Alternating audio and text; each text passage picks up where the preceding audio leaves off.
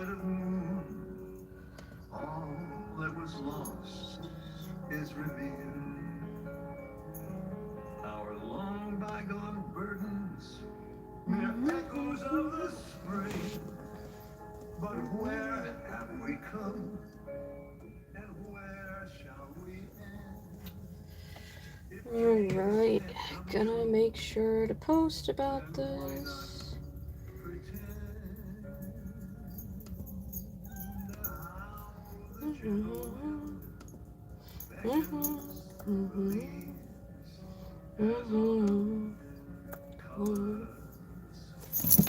Oh, hello, lobster. Could you not do that when I have a candle right there? Scare the crap out of me, little baby boy. Hmm?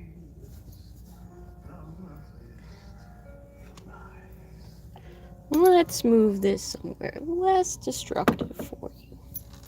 Yeah. Okay. I see you want to get up there. Alright, fair enough. You hop up there while I'm getting set up. You go? There you go. Alright, you're up there.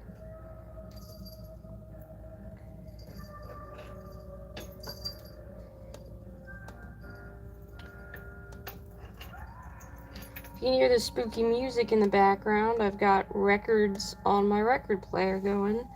And this is the Over the Garden Wall soundtrack, because that was the first one I grabbed.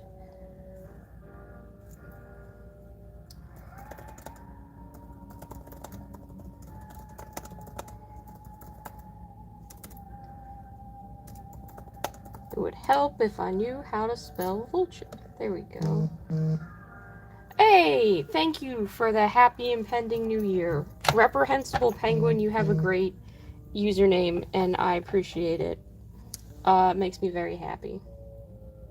I don't know what makes your penguin so reprehensible, but I hope he gets his act together.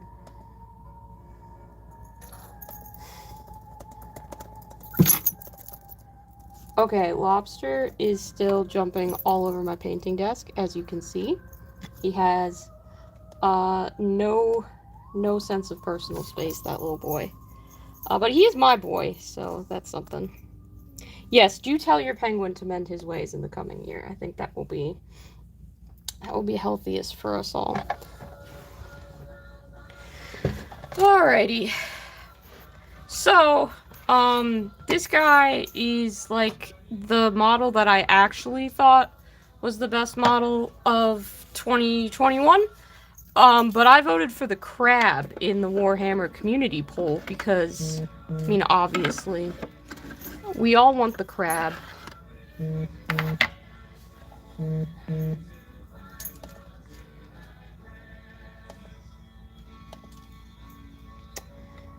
So I'm just gonna be getting set up. A couple people have asked where I'm streaming, so I'm sending them links because that's how you promote shit, apparently. But I actually have the chat up on my computer, so hopefully I won't forget to look at it as much as I did last time.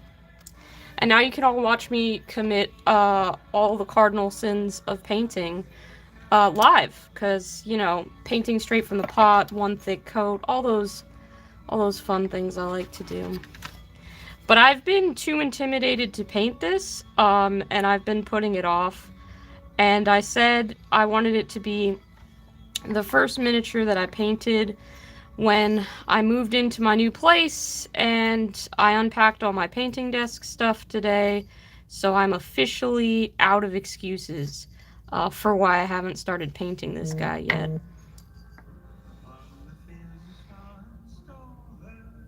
He's a part of the Cruel Boys army that I've actually built up pretty decent throughout 2021. They have this, like, really cool... I wanted a yellow army, because I already have a green orc army. And yellow's my favorite color at the moment, so I figured I'd go with that. I've been playing in my local gaming store's Escalation League. And I haven't been winning very much. am 1-11 right now. I'm in absolute last place in this league. But most of my minis are painted. I should grab one of them so you can see what the end goal is. So I will do that. I'll be right back. Just gonna zoom that in a bit closer so you have a better view of the Vulture. And I'll run and grab a finished one so you guys can see what the goal is.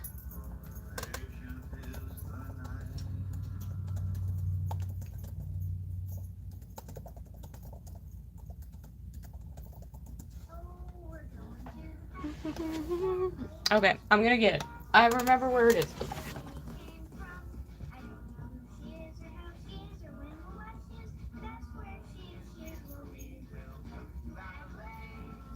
So this is actually pretty fun. This is how I transport my miniatures in this big suitcase. Because I don't have any kind of fancy transport case or system or any shit like that. So it's just literally a suitcase. And then my very sophisticated orc transport box that I have, which I now realize has my old address on it. Don't look at that.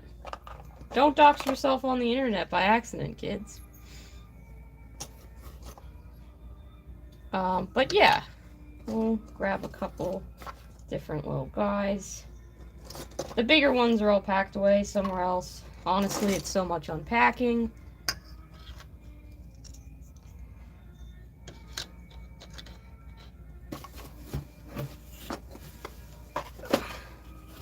Feels good to have them somewhere, though. Somewhere. There we go. Ugh.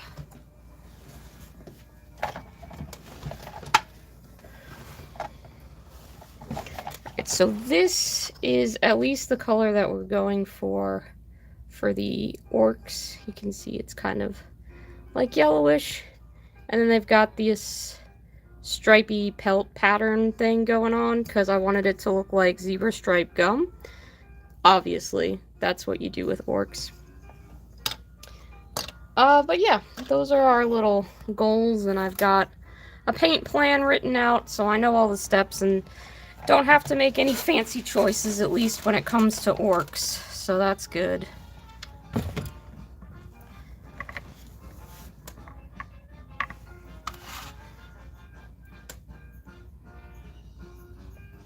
They all start out with Averland Sunset as the base, which I feel like I use on almost every painting project these days. It's a color I rely on quite a bit.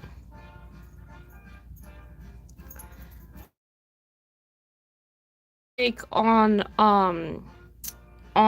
skin tone for the Cruel Boys as well. Although I recently watched a video that Dana Howe was doing, and she had like this frozen, like bluish orc skin with purple undertones and these yellow highlights and stuff, and it was absolutely beautiful. I almost wanted to repaint my entire army and do like a frozen swamp thing after I saw that scheme. I don't know if she's gonna do it on Cruel Boys. She did it on like some Patreon sponsorship STL thingy.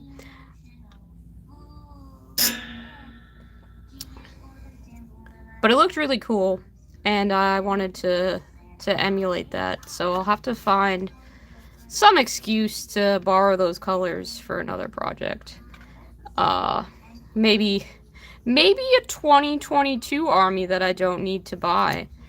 I could finally bite the bullet and get Ideneth Deepkin. They've been tempting me. Even though they're not proper fish people, they're elves. I have this friend who keeps saying I'm losing all of my games because I'm playing orcs when I should be playing elves. He's really into, or I guess, I don't even know if really into, he just likes fantasy elves. They're the faction that he would pick if he did play Warhammer. But he doesn't, and he still shit talks my orcs for being orcs. I don't know if he would stop shit talking if I got elves. Probably not. I don't mind though.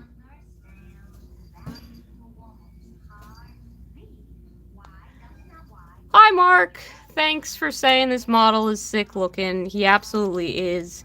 I didn't have him built according to the exact instructions, because there are parts of the model that I didn't like. Like, he's supposed to have these big flag thingies on the back of his chair, and the Vulture has a head without the helm, but, like, come on. That's the clearly cooler head option. So, he's got a little bit of kit bash in him. I'm quite pleased. My friend Shane built him up for me because I hate building models a lot. It is not a good part of the process.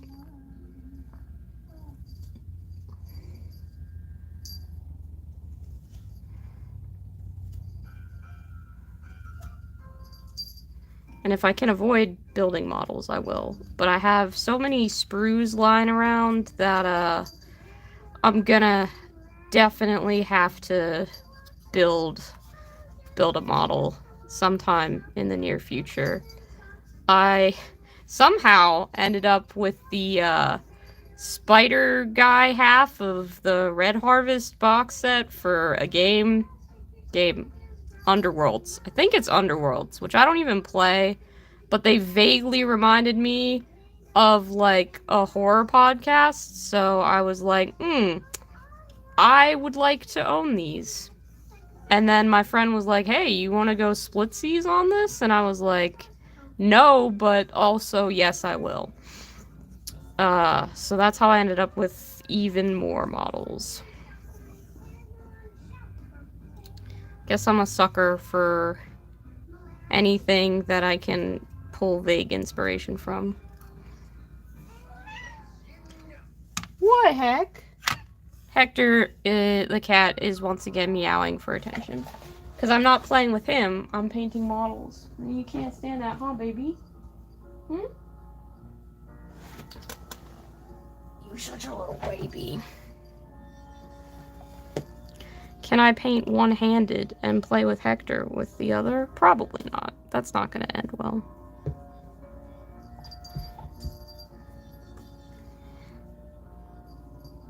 It's very unstable. Even worse than how I usually paint.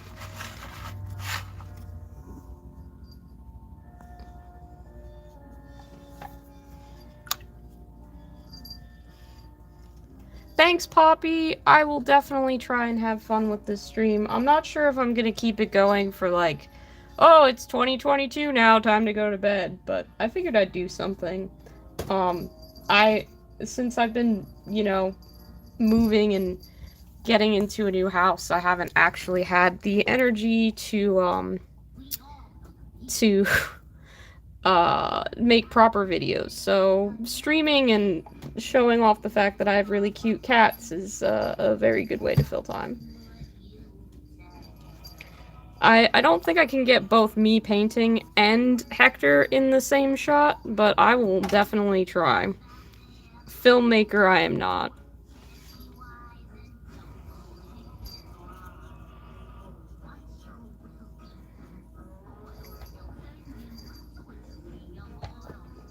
You're just cute. That's what you are. Cute little baby.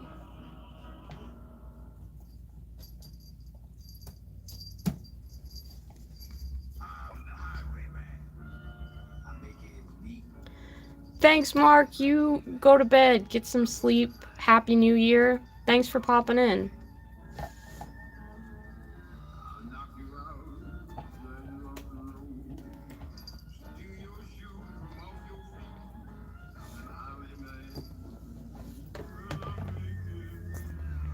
Alright.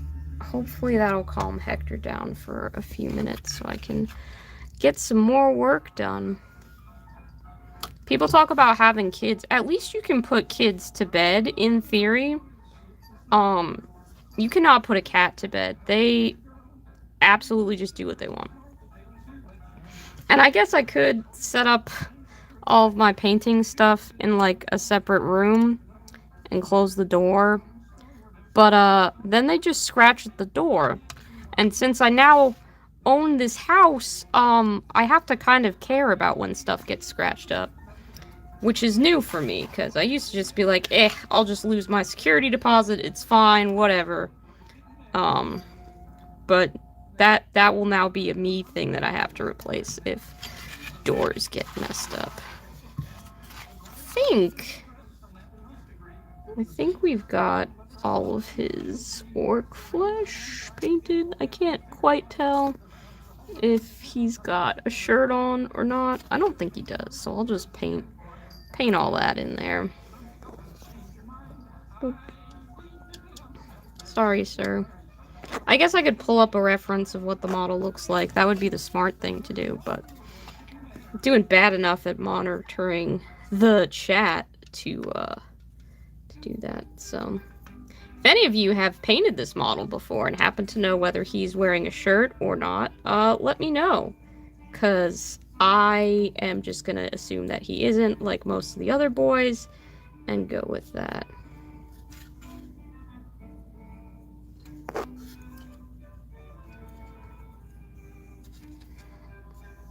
I know people have a lot of mixed opinions on Cruel Boys being, like, orcs, but not orcs. I wish, to be fair, I wish they had called them hobgoblins, because I feel like it would have just been fun to have another weird little guys army, as opposed to, like, a big serious thing. And, I mean, they're Cruel Boys, so they're supposed to be mean and evil, and of course I ignored all that canon, because I didn't like it.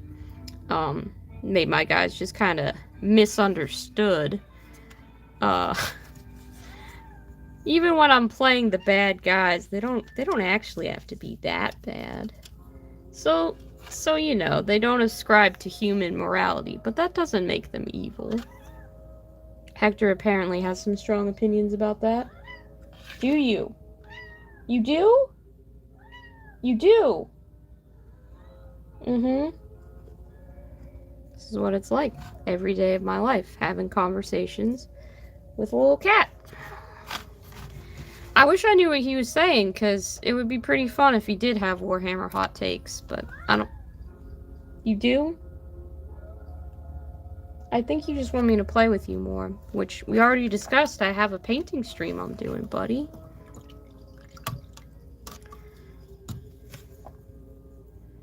Okay. I think that's all of, like I said, the orc bits that I gotta get. And I have my very sophisticated painting plan written out for actually painting Cruel Boys.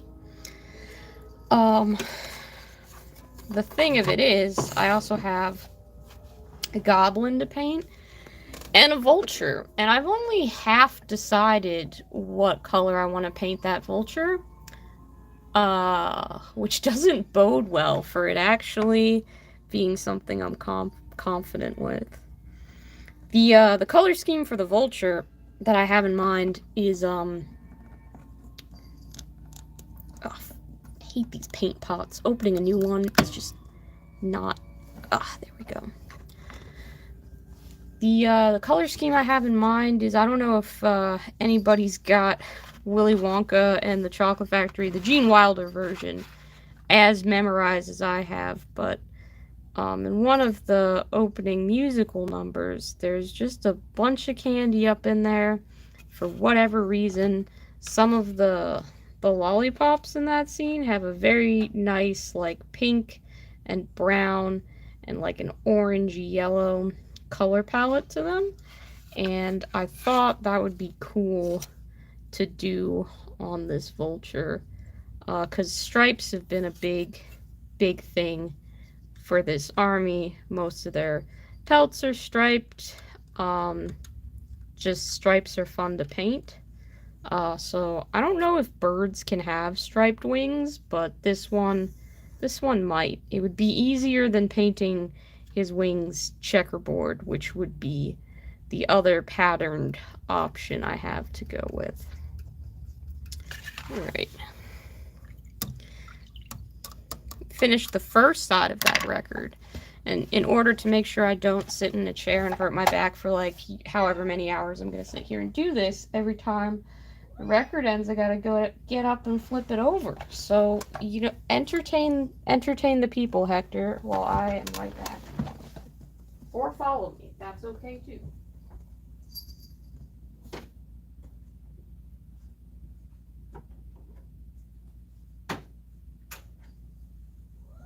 Mm-hmm. Mm-hmm. Baby.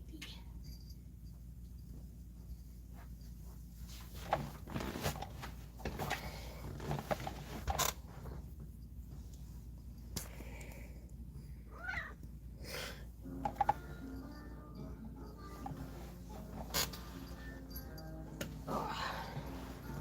You just gotta be the center of attention, don't you? Yeah. You can see what I'm doing.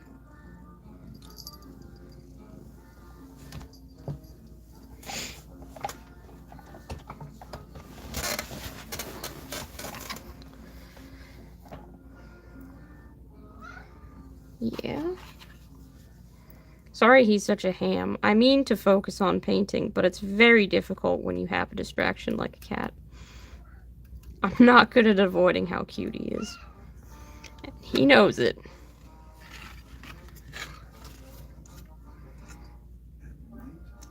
So, there's a little goblin that's like clinging to this pack of stuff.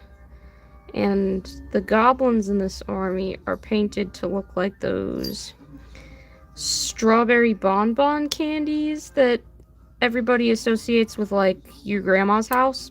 My grandma never gave me them, but I do think they're delicious. So, excuse me. That was the inspiration there.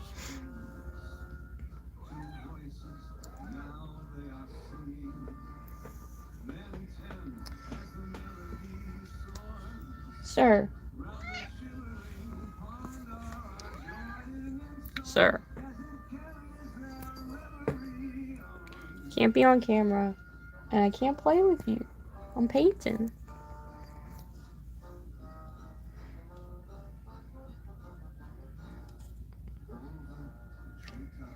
So the little goblin here is just clinging on.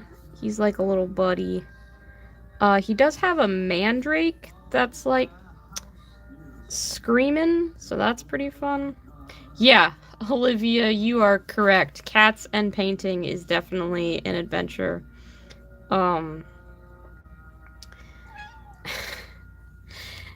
They like to get into stuff. And I just don't have the heart to keep a spray bottle. Well, have the heart is a strong word. I don't have the forethought to grab a spray bottle to keep it on hand to get them away from stuff. So they just hang out, and it's okay. It's okay. Most of the time, they don't destroy anything important. Most of the time.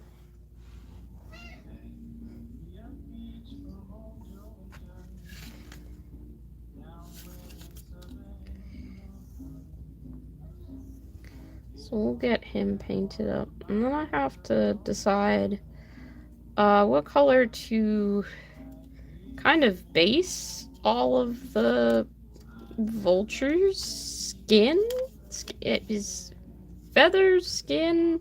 I'm not really sure what we're rocking here, because I don't know bird anatomy, and I definitely don't know fantasy bird anatomy. Yeah, it really is a no-win thing. Lobster, my other cat, not the one, the black and white one is Hector, but Lobster will absolutely, like, claw apart doors to get somewhere if he's kept out. He can't stand it. And it just, if I was spending, like, hours in a basement painting, it would be super annoying because he'd just be coming down there, scratching on the door all the time, and then I wouldn't be able to focus. I think for the pink, we're going to be using, I'll base his flesh in this color. This is the best pink paint that I've ever got. This is like Reaper Miniatures paint. has this paint that they send out. It's like, it's just a breast cancer awareness support paint that they made. And when I first got into miniature painting, I didn't think about like how that would affect an army paint scheme. So my 40k orcs are all done with this pink. And for the longest time, I was out of it, and Reaper doesn't seem to sell it. I couldn't figure out what color it was, and I couldn't get any more. And I was really bummed out because like my base rims for the orc army are slightly different colors. Just different shades of pink. You know, nothing super major, but it can kind of bum you out. And then I was on the Goobertown Secret Santa. They do one on their Discord. And my Secret Santa sent me some of this paint that she had just gotten as part of, like, promo material. So now I have this color again. It's a very special color, and I hope this bottle will last me a good long time. I'm not sure how I feel about all of the new 40k orc models, but I am excited to have a Def Copta kit. I'd like to get that and paint it at some point in time.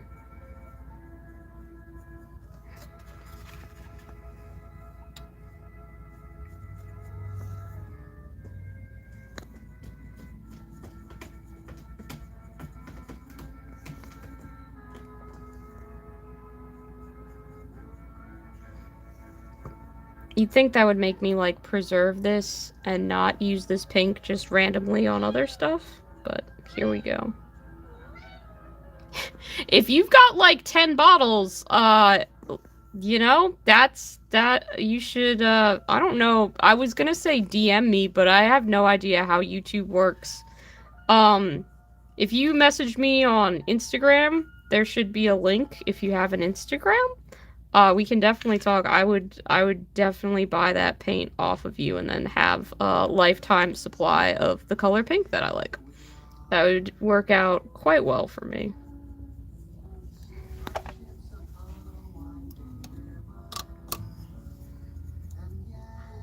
I swear I remember the web address for my Instagram. It's lobster.p.k.m.f Thermidor, because originally it was just an Instagram for me to post photos of Lobster, my cat, and he has a lot of middle names. I realize how inefficient it is as a hobby integrated Instagram URL, and I think about changing it every day, and then I don't do it.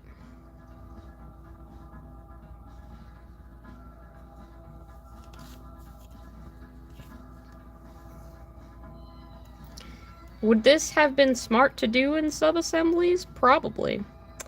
But since I have a lovely friend who is willing to trade, assembly for painting, I just get them fully assembled so that I never have to glue anything. I don't know if you guys have any other cool hobby friends in your life that you're able to trade bits with, or, you know, paint stuff for them to get assembly done or whatever, but hobby friends like that, super valuable. They're good people.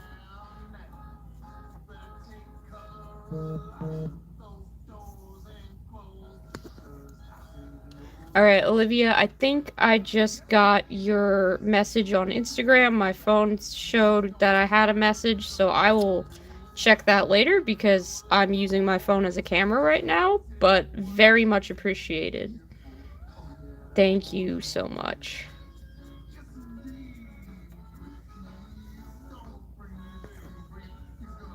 It's really cool of you to be willing to help with that. Cool. Thank you. And thank you for watching the stream. I don't think I've thanked people for joining me. I'm not very good at this whole hosting thing.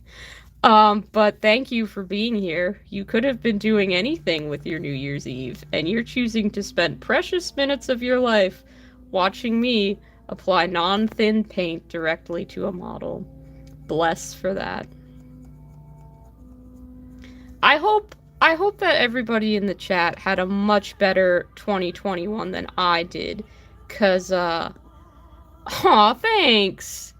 You are most welcome for me streaming. I feel I keep wanting to make videos about stuff, but I have no energy to film and edit things until my whole house is unpacked, and I still have boxes to get through, so I like putting stuff out there. I like having an excuse to paint and talk about miniatures and interact with people.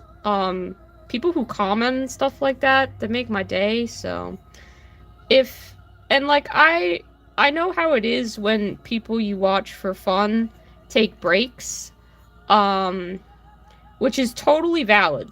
Everybody needs a break, and content creators should take them as many as are needed, as often as they need them. Mental health is important. But I mean, a lot of the other hobby YouTubers you guys watch, I probably watch too, and when you go a while without their content, there is a part of you that misses what it is to have that content and how it can be soothing or just nice to have on in the background. So I want to provide that when I can. I really enjoy making stuff, and even if it's just streaming for now, I want to make stuff. Are you making something good for dinner? I made soup from scratch for the very first time tonight. I had never tried making soup that wasn't from a can before. And my friend sent me a recipe for potato soup, and oh my god, it was life-changing. Not sugarcoating it, but that was the best soup I'd ever had, and I was suddenly like, I understand how people could do nothing but eat soup for months. Like, yeah, I get it now. So I have a lot of potato soup in my fridge, because soup also makes a lot of just bulk soup. How are you saying that lasagna is nothing exciting? 1, it is Garfield's favorite meal. 2, it involves pasta. Ergo 3, it is very exciting. We love pasta in this house.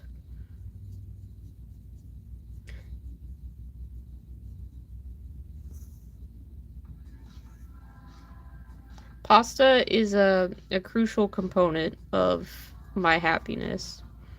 I think I make spaghetti at least once a week, and that comes with garlic bread because I think that if you take garlic and put it on anything, it makes it taste better. And also, bread is just one of those foods that, even though people are like, yeah, it's not super healthy to eat a lot of bread or whatever, I just choose to ignore that opinion because bread is delicious. So yeah, your lasagna, very exciting. I hope it turns out really tasty. That's one of those things I probably won't make anytime soon because lasagna can feed like so many people, and there's just me and 2 cats who can't have garlic or spices, so no reason for me to cook up a big old lasagna. Maybe I'll have to have like an excuse. It used to be like, oh, the new season of Game of Thrones is coming out. Let's all watch that together, but pandemic for one kind of shot that in the foot. And I don't know that there needs to be some sort of big sensational fantasy replacement. I guess The Mandalorian took that spot for a little bit.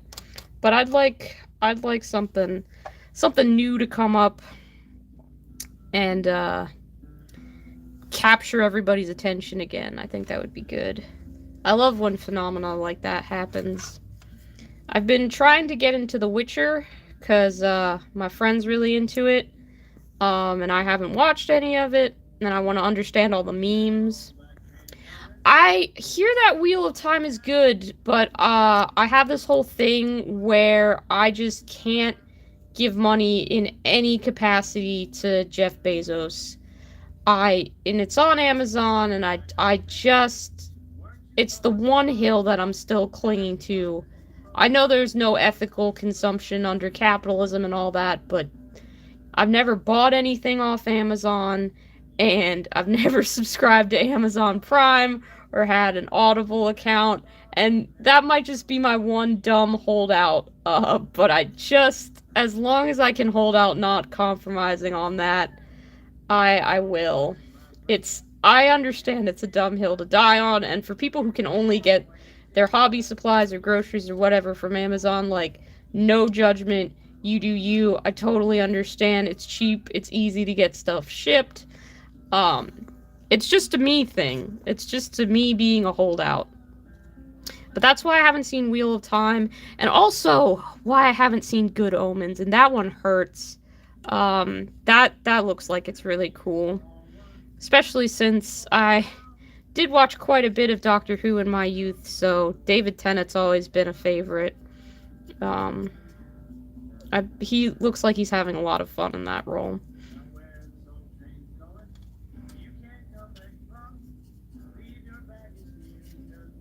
So we're trying The Witcher, which I have mixed opinions on so far. Some parts I really like, some parts I find kind of just bleh, or boring, or poorly written. I mean, that's a pretty common critique of most things, though. But if you know of any other good shows, definitely drop me some recommendations, because I watch way too much stuff all of the time. Like, one of my pandemic projects was rewatching every season of the American reality TV show Survivor. Love Survivor. Don't know why. It's a guilty pleasure. But I've done that. And if I still had my Hulu subscription, I'd probably be going back around for round 2 of that, just as like a background noise thing. So I definitely, I need some variety in my life.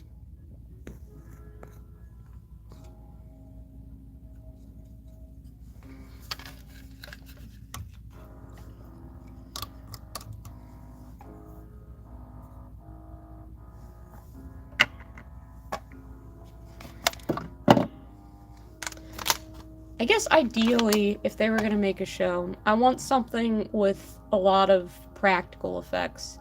Like, when Netflix did their Dark Crystal series, I was so hype. Yes, definitely send. You know what? I'll take that. Your lasagna tips for one. That's valuable information right there. Because another Instagram friend gave me the potato soup recipe that I just made, so I'm just gonna be taking these recommendations.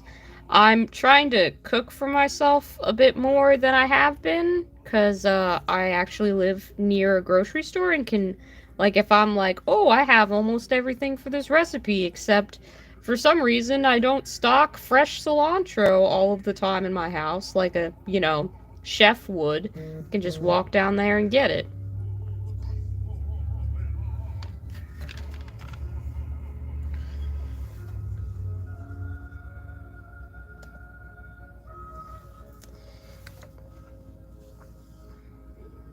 Yeah, that would be appreciated. Feel free to send it. If you hear my phone going off, that's my own darn fault for not muting it before streaming, because I'm very smart and a professional and know what I'm doing. But I think it is messages from my D&D group that I'm getting, which is always delightful. We haven't been able to play in a while because of people's school schedules changing and holidays and everything. But man, I am dying to get back to it. I love some D&D shenanigans.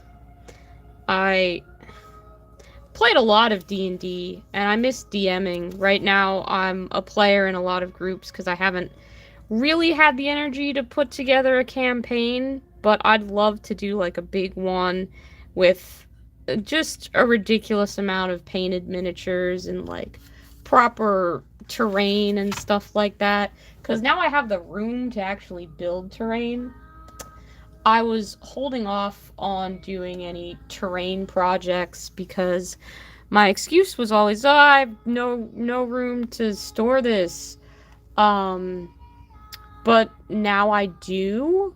I have an alarming amount of room to put stuff.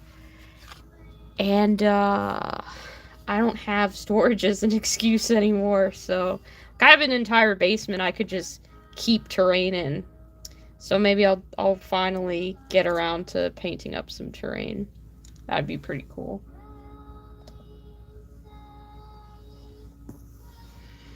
I have these like MDF. Is that the laser cut wood stuff? I think MDF is the fancy people term for it. But I have a few of those kits to build up.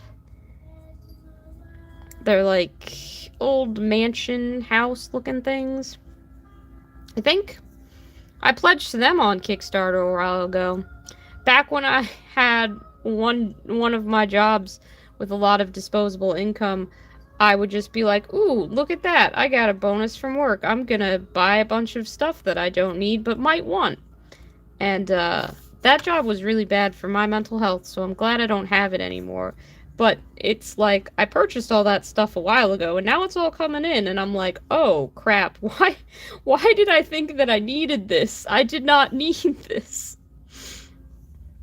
It's funny to see what took my interest at the time. Some stuff is cool, though. Like the board game I unboxed the other day, I'm happy about that. And apparently at one point, I did pledge to a Kickstarter that is a backpack shaped like the Mothman. And I am proud of past me for doing so, because that is absolutely the fashion that future me wants to rock in the near future. Who doesn't want a bag that looks like the Mothman? It's so good.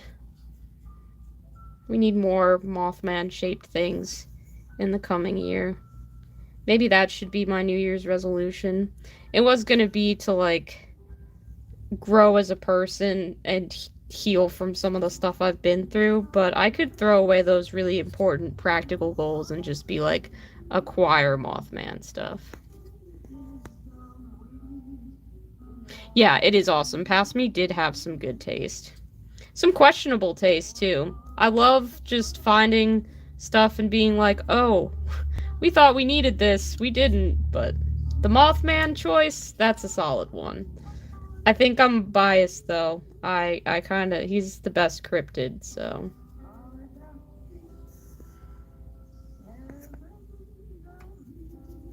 Oh, can you let me know? Can you actually hear the music going in the background? It's just to make me feel like I'm not completely alone talking to myself, when in reality, that's kind of what I'm doing.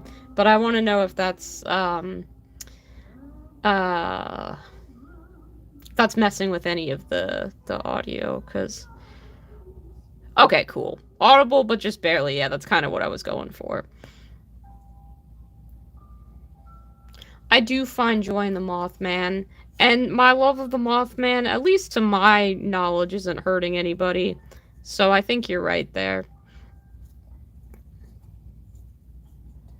And I appreciate that.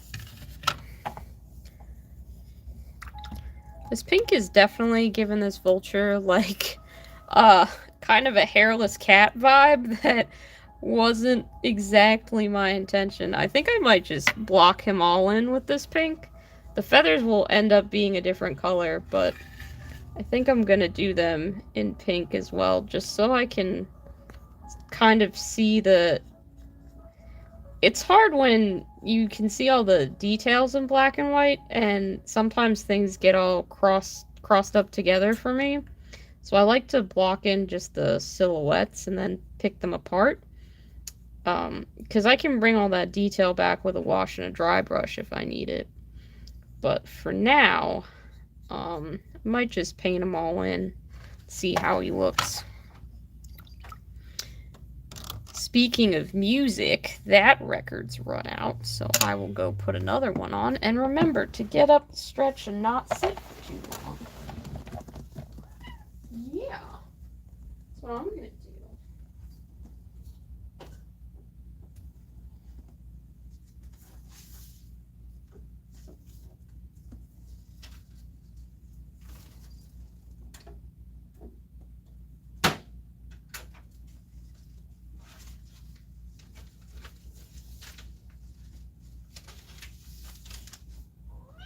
Yeah! go back in the chair. We've moved on from over the garden wall to Hosier, because that's where we're at. Hi, Heck. Do you like this music? No? Do you want to play with the strings on my sweatpants? Please do not do that. You're so cute.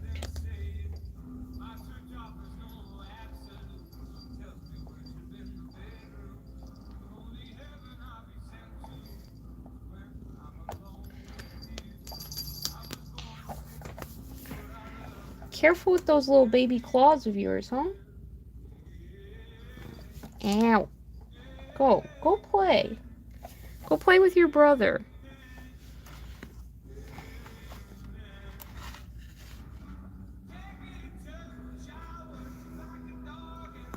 Sorry about him. He's always gonna be butting into these videos.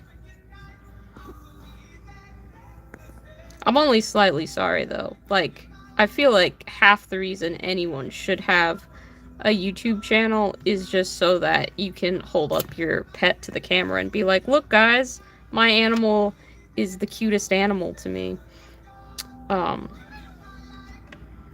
It's also really fun to see how many mini painters end up with cats.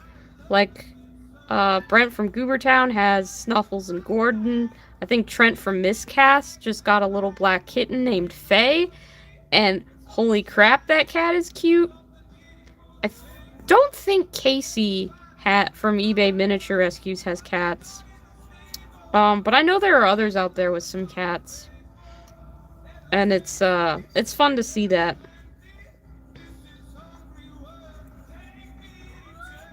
A lot of my personal mini paint. Oh, Lila Mev has cats too.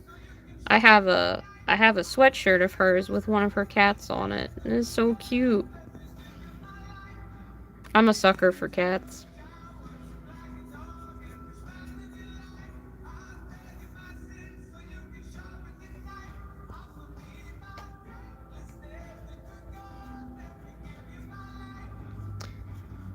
I found out that there used to be, like, humanoid cat people in Warhammer as, like, a alien species. And I honestly think that's one of the factions we should bring back going into 2022. If Tau are going to be good now, I think we should get cat factions. Except, you know, I'd hope that they would lean more towards the, like, Doctor Who cat nun kind of look, and less so the film adaptation of Andrew Lloyd Webber's Cats musical, because although I've not seen that film, the previews for it were enough to let me know that I probably would not enjoy that film. That was some Uncanny Valley stuff. Which is super unfortunate, because I've seen some concept art drawings for how that film could have looked if it was done in 2D animation. They have this, so if you Google it, you can probably find it on the internet, but someone did these, like, beautiful Don Bluth style concept art of some of the characters, and it just, like, I didn't realize that we had been robbed until I looked at that piece of art and was like, oh, this could have been something to look at. This could have been interesting. Yeah, that was... Sometimes people just draw so well and you're like, you should be in charge of this project. The person who was given the funding should cede it to you. You have a vision and they did not. Well, I mean, I don't know. Maybe that was a vision. It just wasn't one I wanted to have.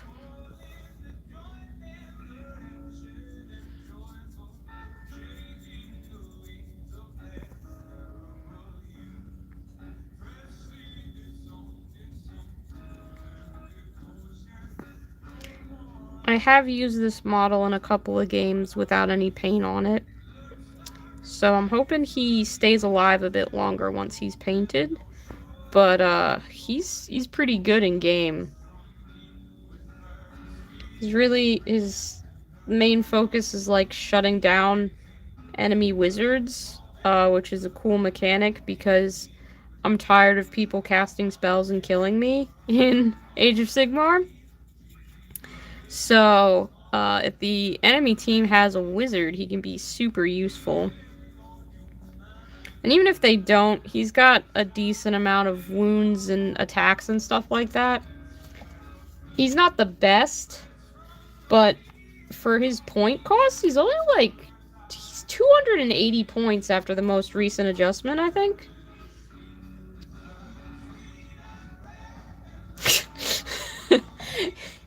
Those are definitely some cat people sub factions. Forgot for a second. How could I have possibly forgotten that anime cat people were a thing? That's definitely the direction that some people would take it. Same friend who assembled this miniature for me is building a Sisters of Battle army, and I think he's going to get some 3D printed heads for the sisters, and they do have little cat ears on them. And I just think it's the funniest thing. He really likes a lot of anime, so it makes sense. It tracks. Painting those would be fun. Just, like, yeah, why not?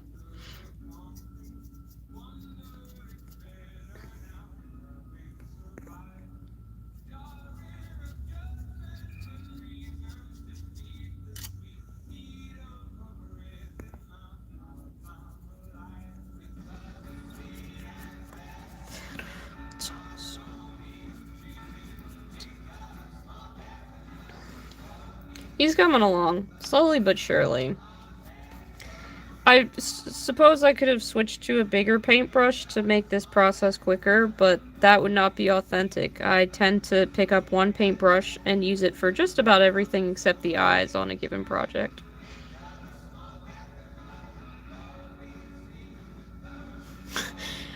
Catgirl Sisters of Battle would be the thing to get you to try out Warhammer. Well, like, I think, don't quote me on this, because I could be very wrong, but I believe it's Artel W is the person, the sculptor that has the anime Catgirl head. You know what? For all the stuff you've sent me on Instagram, I will double check. I will find a link to that, and I will shoot them over to you. Because if all that's standing in between you and having a fun gaming experience is putting tiny cat ears on your team, then you should be able to do that. It's fun, and I highly encourage you to pick up. Like, Sisters of Battle are cool. And if you're interested, like, you should look at, there's a YouTuber, her name is Annie Green Gables, and she has this video about how she sold her Sisters of Battle army and then regretted it and found it on eBay later. And, like, the story of that, whew, so cool. It's a really good video, and definitely, like, pulled on all the nostalgia. Like, I haven't been playing, Warhammer for that long, but even with the limited nostalgia I have, I was like, oh, this is really cool. Hello, someone else has joined us, and I'm so sorry, I have no idea how to pronounce your username, because there's a lot of characters in that I, just don't know how to read.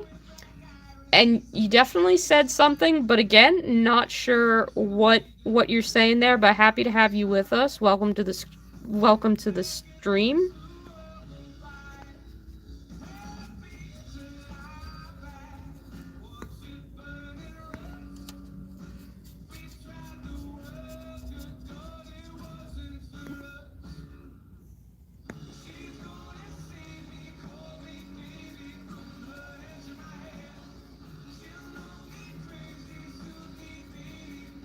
We're talking about how cat people should be a new faction for Warhammer. And I am painting this Vulture slowly but surely. Not sure how much of him I'm gonna get done, but we'll get there. I think I could do stripes on the feathers. Oh, you say that it's pronounced Alexander Romanov. Okay. Well, if your Cyrillic is rusty, mine is mine is non-existent. So it doesn't I couldn't help you out there. I have no idea.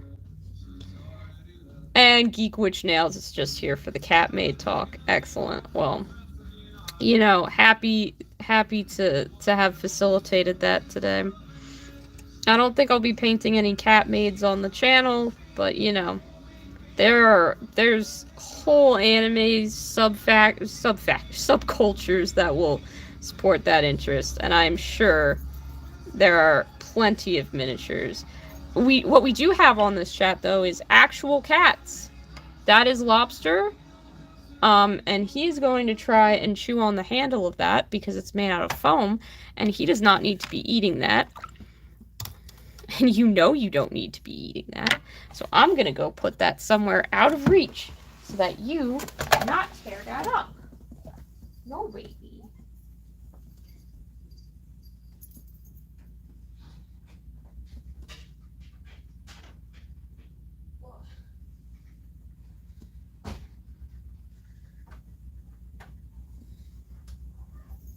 Yeah, I'm sorry I took that away, Lobster, but I don't want you to hurt yourself. Imagine that. Yep, talk about cat maids and have actual cats coming by every now and again. They'll be around. They're not really social with other people, so my friends who come over never get to see them, but since I'm the only one hanging out here, they like to roam around a bit more, which is quite nice.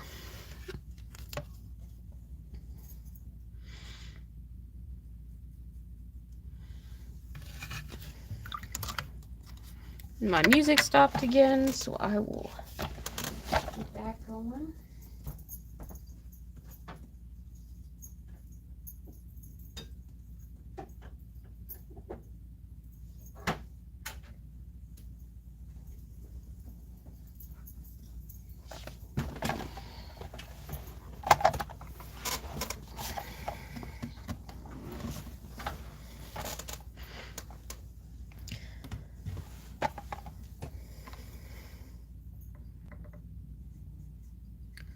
No, that's just got a bit too watery. It's probably thin to a consistency that people thin their paints wouldn't mind, but to me, it doesn't work. Lobster, I can hear you scratching the couch. Don't do that, baby.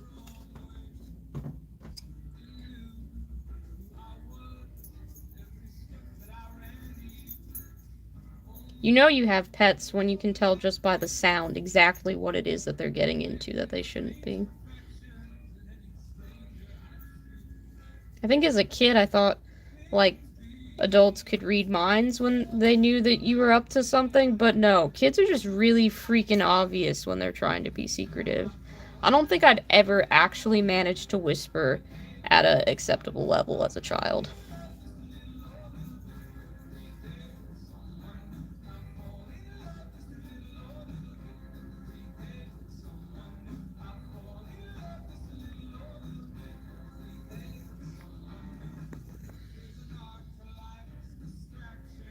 There are so many details on this model.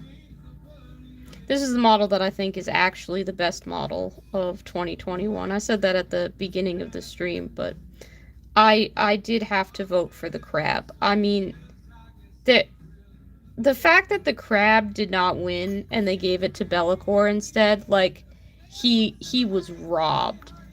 Dween Claw was robbed of a proper victory. Oh, hey, Chris, thanks for joining us. Yeah, I love this model. He's really cool. Super happy, stoked to be painting him. been wanting to for a while. Yeah, baby?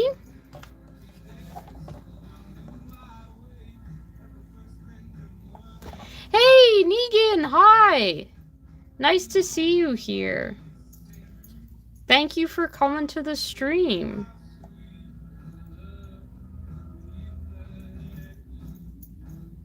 Again, everybody, thanks for joining us, because you could have been doing anything on this New Year's Eve, but you're here with me, watching me paint a vulture, and try and keep my cats from destroying my hobby space. That means a lot. This channel definitely got a lot more support than I ever expected it to, so I'm really grateful to all of you.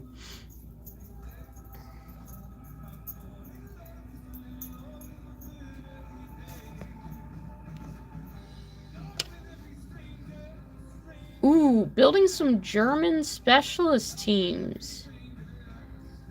That sounds like historical wargaming, which I don't know real history or fake wargaming history either.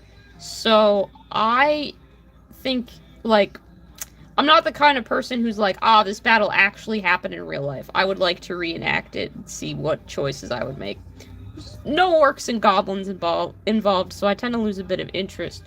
But I think it's really cool that there's a whole hobby built around that, and like so many people are just like able to tell at a glance when something's like not the actual right shade of green for a tank to be, or they're like, this marking wasn't used on that kind of helicopter or stuff like that, and I'm like, that is a whole other level of knowledge that I do not have, but find impressive. Okay, so you said they're flamethrower teams, mortar teams, sniper teams. Yeah, and Warhammer did absolutely sprung from historical wargaming. That is the correct order of events there. I'm spoiled because I get to choose whether I want real war or fantasy war or skirmishes or whatever I want. I can pick and choose. People back at the start of things may not have had as much choice.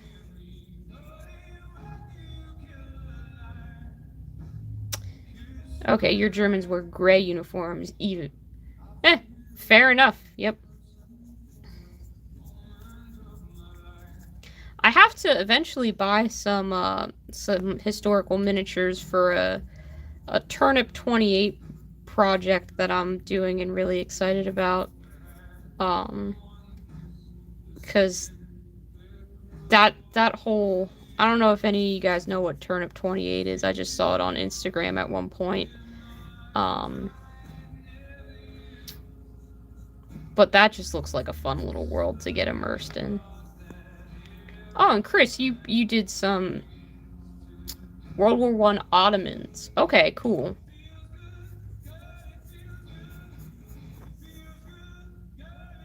Yeah, I imagine historically uniforms could get a bit ragtag, but again, I have not studied history probably as well as I should have.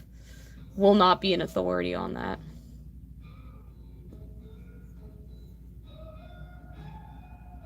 Ooh, I don't know what Solstice 28 is, but the fact that it's a cultist of the Great Fly, that sounds very interesting. I'd be curious in knowing more about that.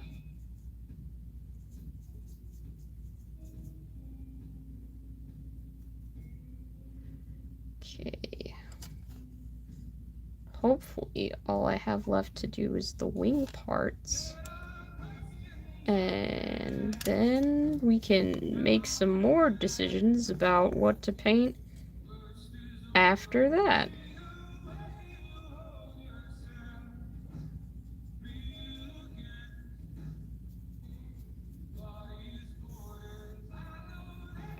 I think I might need some more paint before these wings are done.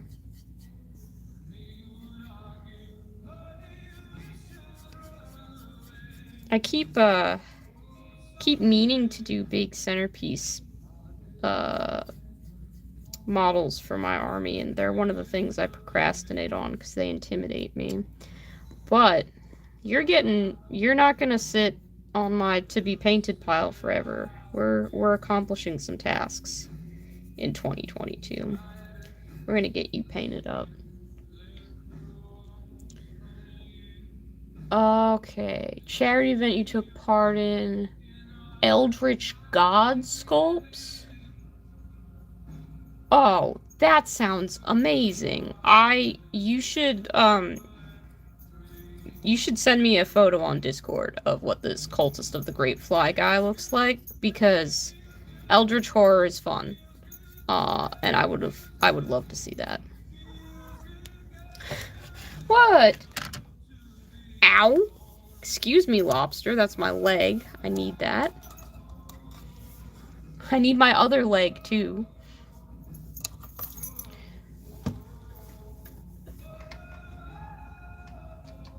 Okay, so you made the Eldritch God known as the Great Fly, and then you're adding cultists to it.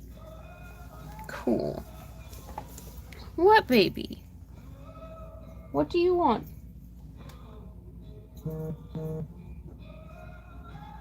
Being fussy. I don't like it when you get on my hobby desk, lobster. Could you not? You're not allowed to drink paint water. We've been through this.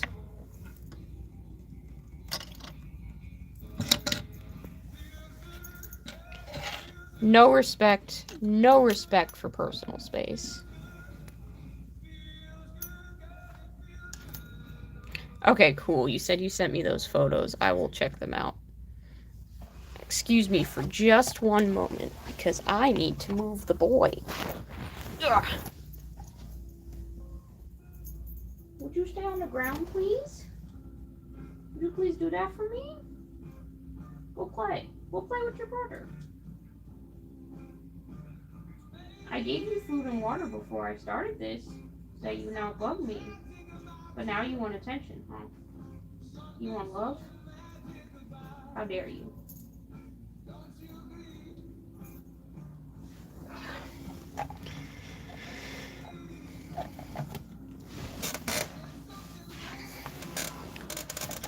Aw, thanks, Paul. Happy New Year. Happy New Year. For you, it is already 2022. Congratulations, you survived 2021. One of the worst years I've ever had. I hope that you have your most favorite famous YouTuber. Look, Paul, you can't be calling me famous. I am not. I have a modest amount of subscribers. I'm very happy with the success I've had, but please reserve the fame for some other people who are a bit better known in this space. But thank you so much for wishing me a happy new year. I hope you have a very, very good 2022. And keep up with your signature brand of mischief, because it's a lot of fun. Thank you. I'm glad that the Netherlands has embraced the chaos that is this Vulture. I will continue on painting him until I get tired. Ow! Or lobster kills me, baby. You can't. You have claws. You know this. We talk about this every day. Every day. Every day.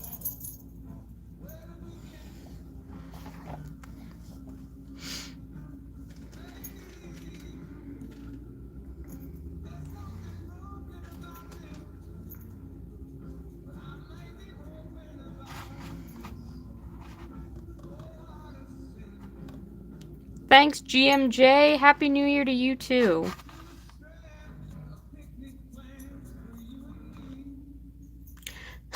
Chainmail pants would be a good idea. I have thicker sweatpants than this, but these are just the ones that I pulled out of my closet this morning, so... his claws just sink right through them. I could get a blanket, but that would involve getting up and walking 4 steps over to the couch where the blankets are, and I'm having fun painting this wing right now, so...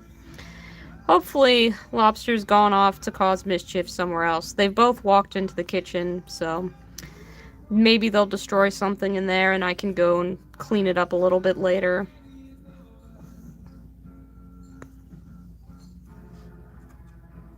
Also, I think chainmail pants would be very uncomfortable.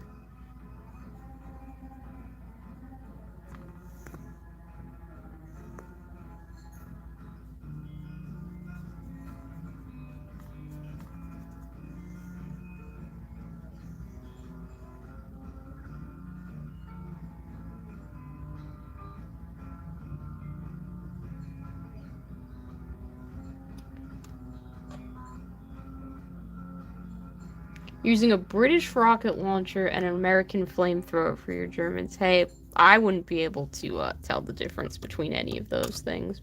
Do think it's fun that rockets and flamethrowers get to be used. Like, I was really excited when the little hobgrots for the crew boys get scrap grenades, because I was like, oh, that's fun, this is fantasy history, but grenades exist, and I'm like, yeah, that makes sense. If the steampunk dwarves can have guns, we should be able to have grenades.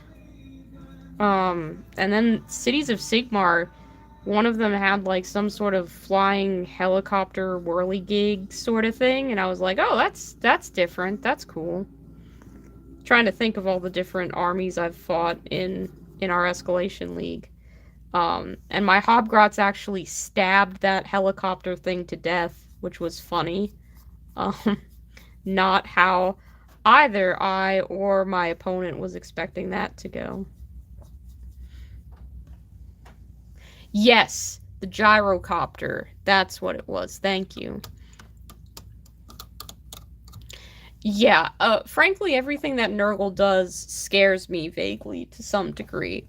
Not the person who's playing Nurgle is in first place in our league, either first or second. And I'm like, this is the worst possible fate that could happen because Nurgle is the faction that terrifies me the most.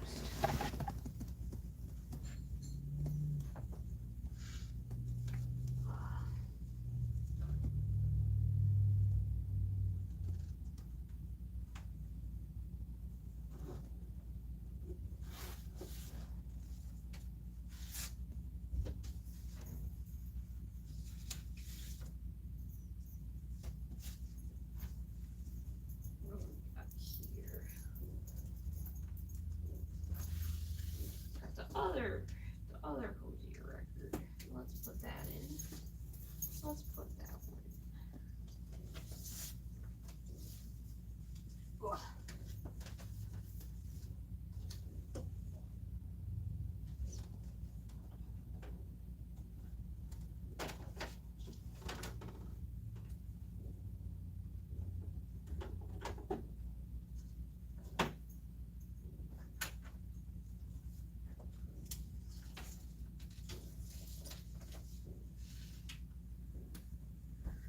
Oh, I can hear someone in this neighborhood already setting off fireworks. Sir, it is not even 7 o'clock yet.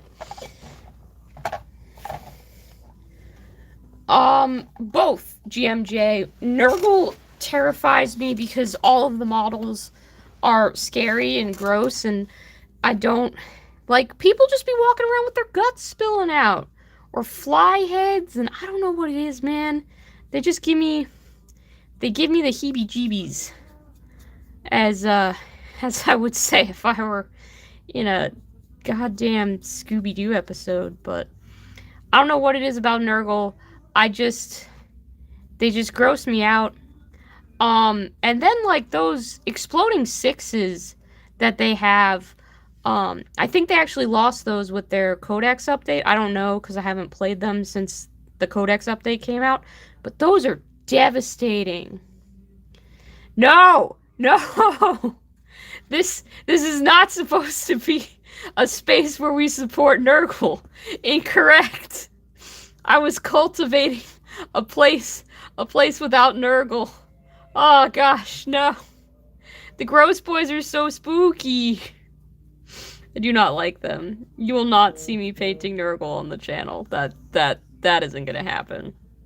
I've painted one Nurgle model before for a friend, and I painted him to look like he was made out of melting ice cream and stuff like that, just because I was trying to understand the appeal of a Nurgle model, because, you know, sometimes you're like, man, I don't really understand what the draw is for this thing.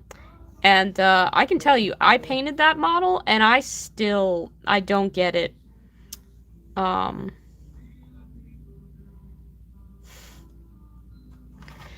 Yeah, okay, I see. There's a lot of support for Nurgle in this chat. Just not what I expected. Definitely thought that orcs would be, you know, reigning supreme here, but, you know, if Nurgle's what you like, that's valid. Sort of. Maybe. Like, are you sure? Are you sure you want to pick Nurgle? There's like 27 other options, and you're gonna pick... Okay. You're allowed to like what you like and spend your money however you want, but, please know that Nurgle scares me, and I don't understand, but I will accept that that is your choice. I will keep painting orcs and goblins and other things that strike my...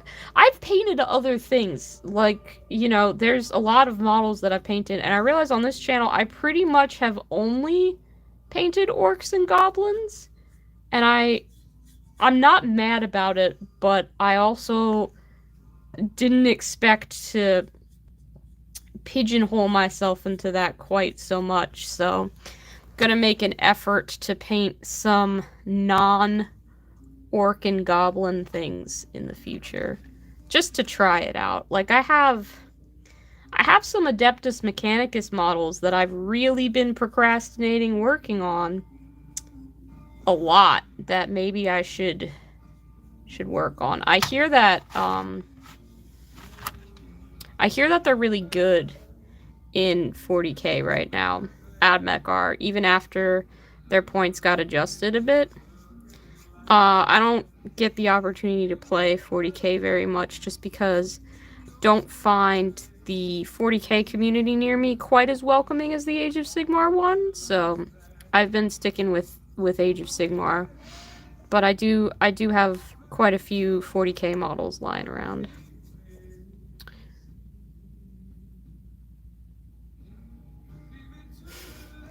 The orcs are the only ones in the 40k universe having a great time. That is a super valid point.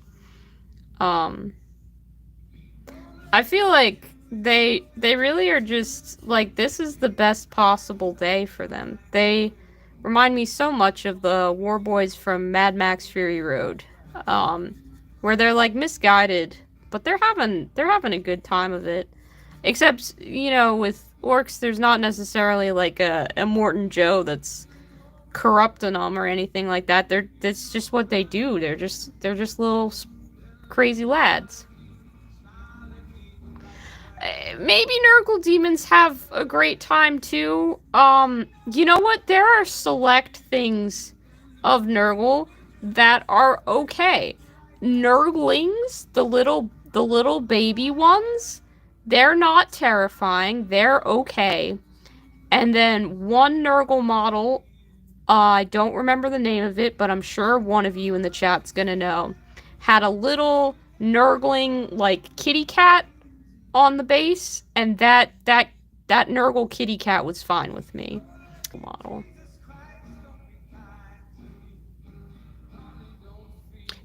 Oh, Fantasy has an Immortan Joe. Oh, that's cool.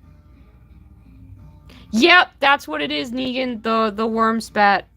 Yep, absolutely. See, I knew someone would know. Ghazghkull Thraka is a pretty interesting character. I like that he's just basically like, I'm gonna do what I want so much that I'm just right about things. Like, he's just a determined fellow. And I think, is it Commissar Yarick that's like his enemy slash we respect each other from a distance kind of guy? I can't remember. Yep, Yarrick. See, I watched some lore videos. I remember some things. Gazgul seems cool. Um, but he's a bit too, like, good at his job to be in charge of my army. Like, I lose too much to have a competent orc at the front of my army. So I went with, I got, so boss, I think it's boss. I can't remember if it's war boss or captain or something like that for the title there, but I got Zagstruck, the guy with, like, he's got a little hat and he's got cyborg legs and he looks really angry. Yeah, Log Boss Zagstruck. He's fun. And he was the boss of my army for a good long time. But I actually ended up kit bashing a weird boy that I liked better than any other model that I painted. And since your weird boy can be the leader, your general of your army, if you want him to be, I generally let him be. Cause what I did was initially I wanted him to have, like, I think I wanted a giant spatula to be his weapon, and I was gonna make it look like he was standing on a cake for the base, because obviously these are things that normal, regular hobbyists do. But when I was at the arts and crafts store, looking in their dollhouse section for bits, they did not have any spatulas of suitable size. What they did have, however, was a whisk. A giant whisk. And the moment I kind of lined that up with my model's little hand and he was holding a massive whisk, it was all over. I had so much fun bashing that guy together. I I put little bases, like, in a stack on top, and he's standing on, like, a stack of pancakes. It's a really fun little kit bash that I did. Said it's weird how Storm Boys lost the aesthetic after second edition. But then, yeah, I guess he does kind of have a German pilot look a little bit. I wouldn't know, because again, I haven't been in this hobby long enough to be, like, having opinions on previous editions. So I honestly don't know what was around and what was normal and what wasn't. I kind of only have what we have now to go by. That's unfortunate. That they were basically Nazis. I think the Storm Boys we have now look pretty cool, so I'm glad that I'm personally glad that they changed that, because I'd be a little bit uncomfortable otherwise. I don't want to get into any of that, obviously, because that's just not a discussion I'm gonna have on a stream. We don't need to bring any of that into here. No, you're fine. It's totally fine to comment on old models. I just, like, I don't have the brain power to talk about anything intelligently, and I don't want to, like, try to be smart about that kind of stuff right now. I just more upbeat and silly is what we're going for here. So don't feel the need to apologize for that. It's just not the forum I would have a discussion about what we should and shouldn't let our models be influenced by and stuff like that right now, because any platform on which I can't edit myself is just one I gotta be a little bit more careful on.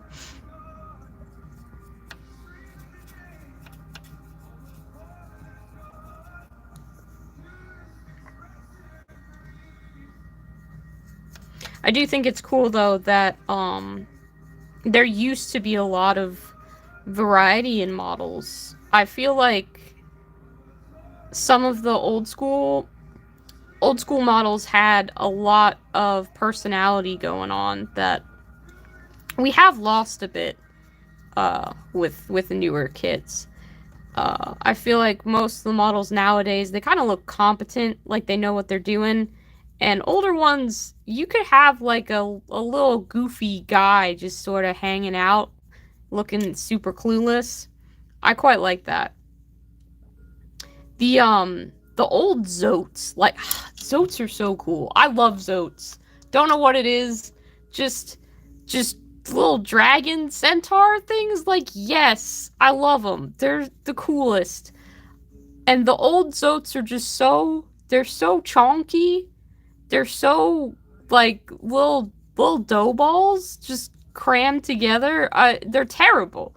The sculpt of them are so bad, but so good. I know. I see those dragon ogres and like the Games Workshop paint job makes them look like, like half person kind of, if you know what I mean. And I literally could just paint them to be more Zote like. But for the longest time, I just kind of glanced at them and was like, I don't need this because the paint job, I wasn't looking at the model like it was a model. So I never picked them up. But maybe there'll be a future project once I paint through the mountain of other future projects I've got everywhere. I own way too many models and have more models purchased on the way for other projects that I can't give you all the secrets about, but they're coming and they're gonna be fun. Yeah, I could replace the heads with lizardmen heads. I was wanting to do Zote team for Blood Bowl, cause I actually play Blood Bowl now. I joined our league. Oh, it's so fun. I'm so glad that I am able to play Blood Bowl on a consistent basis because, oh man, what a ridiculous game it is.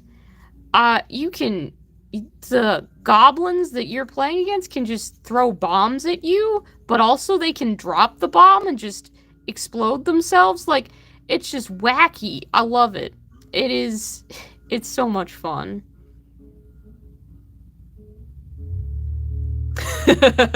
Yeah, GMJ. Making your models look too competent and then having them do dumb stuff is definitely, it's definitely funny. My friend Martin and I used to play. He taught me how to play Warhammer over Tabletop Simulator, and my computer ran that is like a dinosaur. Like it was not running very efficiently. But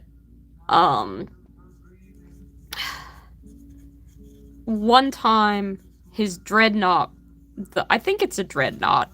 It's one of those space marine things. I want to say it's a dreadnought, but I'm not sure. It looks to me, and this is just my brain being dumb again, but it just looks like a chicken McNugget container with legs. That's the silhouette of it that I see, and that is exactly how I would paint one if I got my hands on one, but I don't play Space Marines and don't really think McDonald's base. Yeah, cool. I'm glad that my descriptions are enough to have you identify the model I'm talking about, Negan. That's excellent. But it was down to one wound, and so I just had, because, goblins can't shoot or stab anything real good in 40k, but I love goblins, so I was playing with goblins, and I was like, yeah, my goblins are gonna attack your dreadnought, and they beat up that last wound, and then suddenly this, feat of space marine engineering and all that Imperium nonsense gets taken out by a goblin squad. Stuff like that I adore. But, Space Marines deserve to be entombed within a walking chicken McNugget coffin. I can't say I disagree. I'm not a big Space Marine fan. Gonna flip the record again.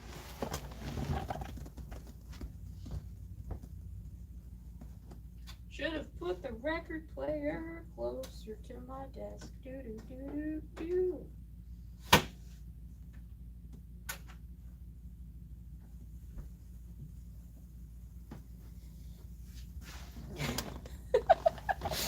A doom stack. Okay, that is a great term. I like that. Doom stack of 30 units of night goblins. Oh, cool. I've heard that Total War is pretty fun, but I haven't tried it out yet. I'm really not great at picking up video games or trying them. I don't know what it is. I'm still in this mentality that, like, spending money to buy a video game is expensive. Like, video games be out there costing $60 all the time, and I'm like, do you know how many models I could buy for $60 and you want me to spend that to run around and do a little bit of shooty stuff? I I have never been able to justify it in my own mind, and I got to be better about that cuz video games are actually pretty fun. Um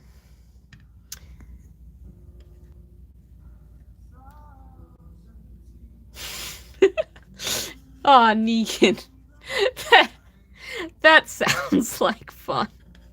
And a complete goblin strategy, so I fully support. $60, but yeah, let's not think about it too hard. I get that, Chris. It really depends on the video game. Like some games, like I bought Assassin's Creed Odyssey because I was like, yes, I want to be a very powerful assassin running around in ancient Greece. You know, who doesn't? Cassandra, yes. We're gonna go get we're gonna sail to Lesbos and have ourselves a very good time. Um, and then I just got bored. I just felt like I was doing the same 3 tasks over and over again. I didn't get much out of that one, and I haven't beaten it, and I honestly don't think I'm going to.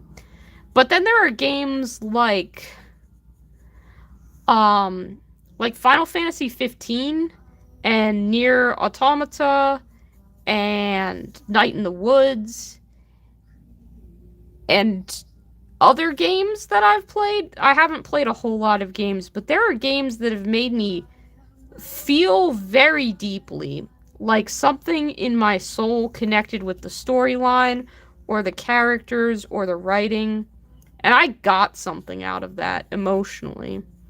It doesn't happen with every video game, and I tend to abandon more video games than I finish, but I definitely feel like those ones that I connect with on a deeper level, those are always worth playing for me. Those I feel like my money was well spent, but it's like I never know when that's gonna be the thing.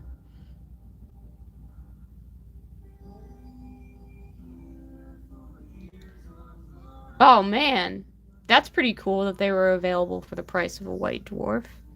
I think I might actually have a white dwarf with like a promo code in it, and then I just didn't use that promo code because I was like, yeah, I don't need to fill up. I don't need to download more things onto my laptop, which is already wheezing along. Probably the thing that I need more than anything else is a computer upgrade. Um,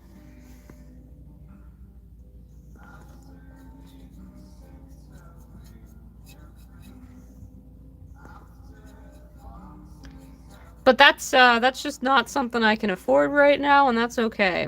But maybe I'll go look back through my White Dwarf magazines and see if I still have that promo code lying around so I can download Total War.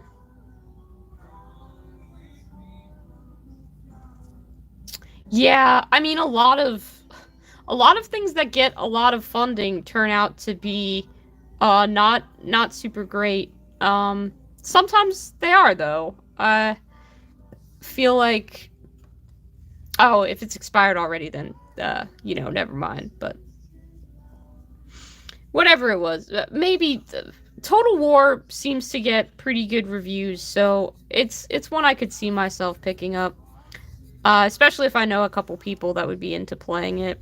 Like, that is another aspect of video games that I really enjoy. If people are actually going to play video games with me, like, I have a couple friends that I've been playing Dead by Daylight with, and I did stream playing Dead by Daylight because one of them was like, I want to see what you're doing and how you're playing and stuff like that. And I'm not good at that game. That's it's very not the kind of game I usually play, but I have such a fun time just playing video games with other people that even if I don't like the game very much at all, um, for stuff like that, I don't mind getting into it with friends. It can be a good time. It's like a social thing. Thank you so much for joining us, Reprehensible Penguin. Have a very happy new year and go get yourself some sleep.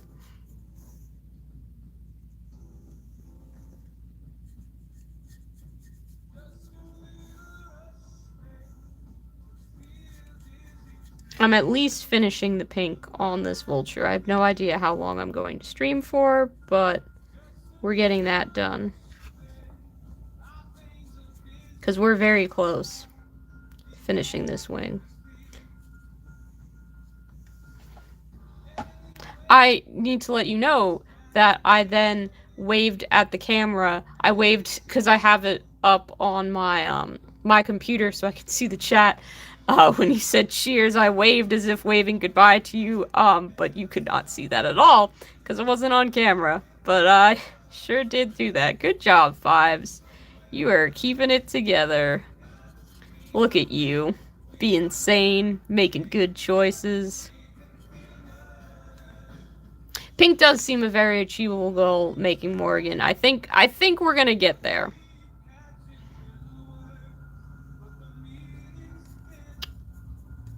Yeah, Fives is in short for Fiver. Oh, it reminds you of things. Okay, hopefully good things. If it's bad things, don't tell me, because I like it as a nickname. Don't spoil that one for me.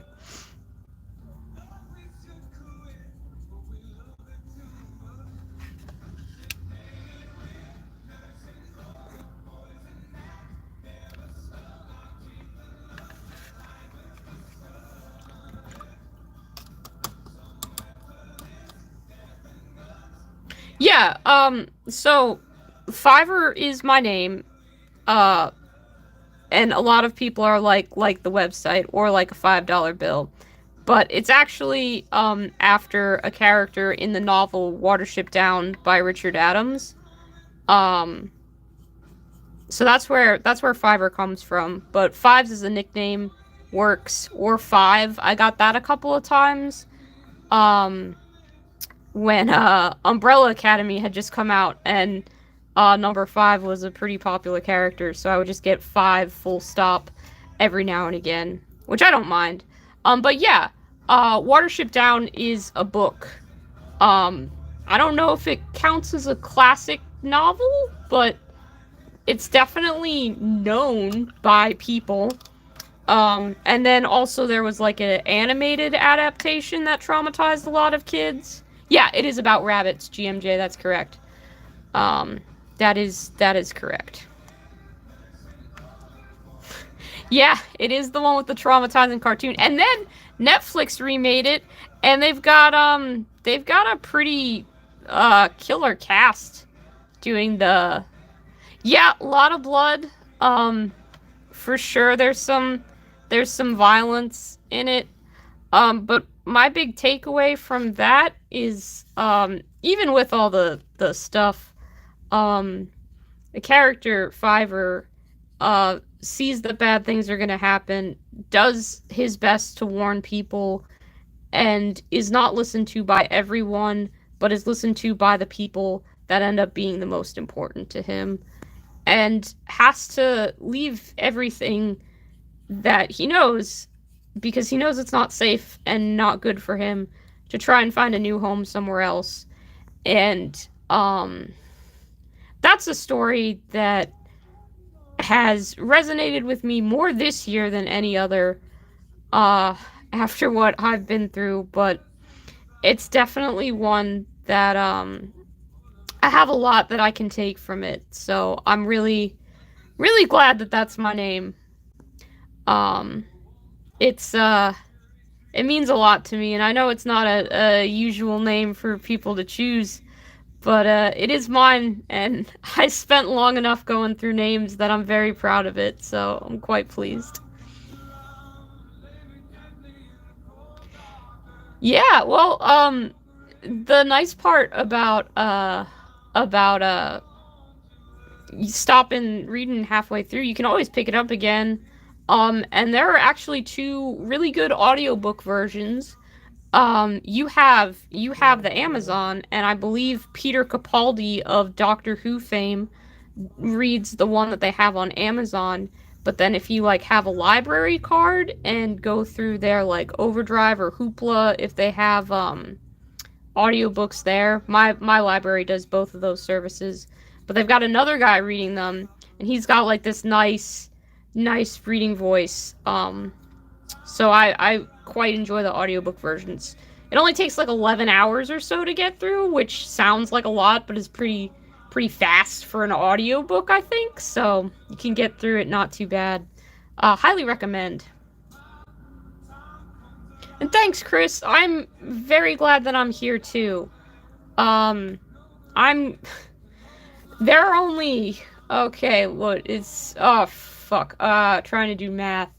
It is 7:25 p.m. for me. I think that means there's only 5 hours left in this year for me, and I am very eager to see it leave and move on to just all kinds of better things. I'm never doing 2021 again. If I time travel, we're always skipping this year. Anything below 10 hours is disappointing. I mean, it depends what you're in the mood for. I like long ones, but it's also sometimes I just like, I got a few hours, and it can be nice to get through an entire story in that time. Like, Animal Farm is really short, and I still enjoy that one. Alrighty, let's see. We're gonna do... I think we'll do the wood part next, because I don't quite know what... I don't feel like painting metal right now. And I have the wood color right by me. So we did finish the pink. Good job. Oh, also, related to Fiverr, this tattoo needs to be touched up for sure, but for those of you that have read Watership Down or know of it, I wanted to get the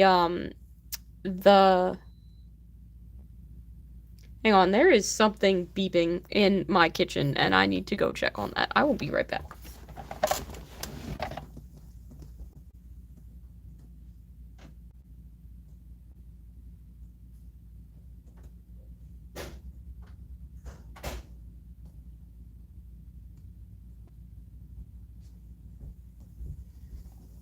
We're good. Sorry. New house, all the sounds kind of spook me. It's just the dishwasher telling me that the dishes are done.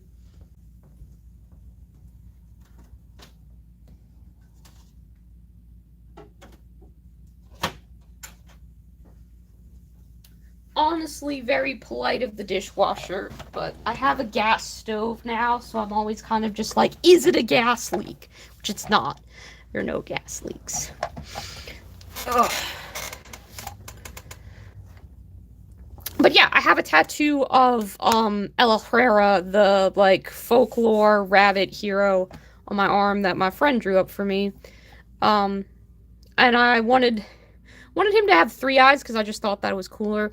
But most people kind of think it's just a messed up Espeon, or Stitch. So I think I need to get the color changed at some point so people know it's a rabbit. Okay. The Ravenloft audiobook in preparation for a Curse of Strahd campaign. Oh, cool. I've run Curse of Strahd before. It can be a good campaign. It can also be a lot of chaos. And I found it's very dependent on the group that you're playing with, so I hope you have some good people to play with.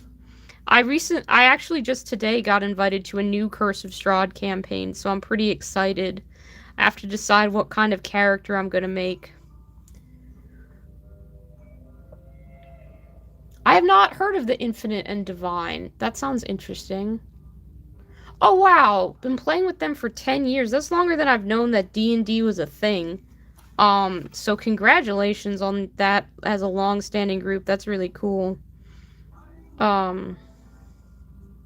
I think I've found a group that's gonna be for the long haul. It's just scheduling is really difficult because they're all in another time zone, so working that out can be tricky.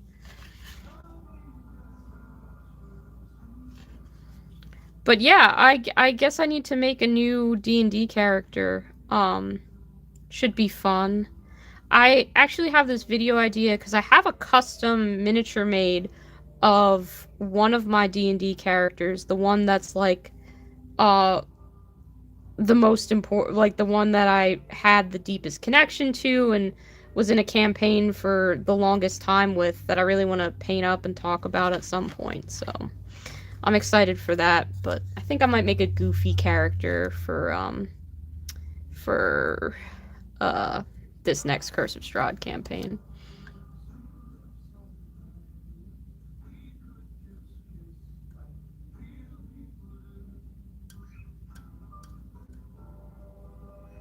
Played through several different campaigns and systems. When you make a system transition, that's pretty impressive. Yeah.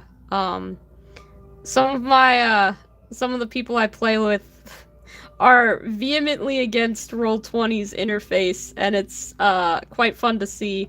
They prefer to roll the dice in person and stuff like that, which is all good, but they're just like, man, I don't trust these digital dice, and it's like it's a random number generator any way that you play with it, but it's cool. It's funny the little superstitions that can arise about things like that.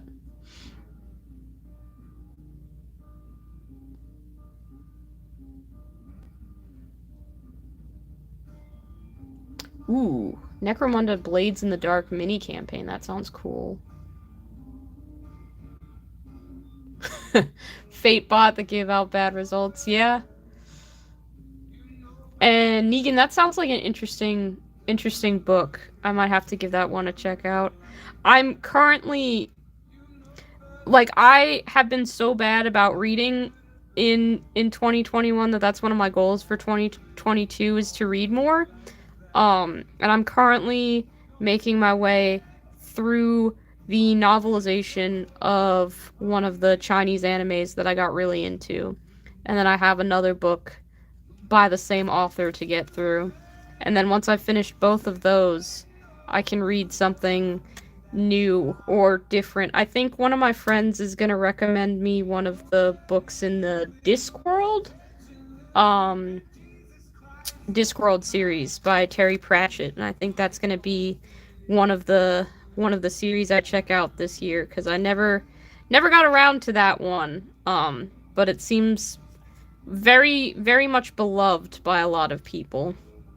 And that friend's actually reading Watership Down on my recommendation right now, so we're forming a little bit of a book club between the two of us, just to have someone to talk to about books. So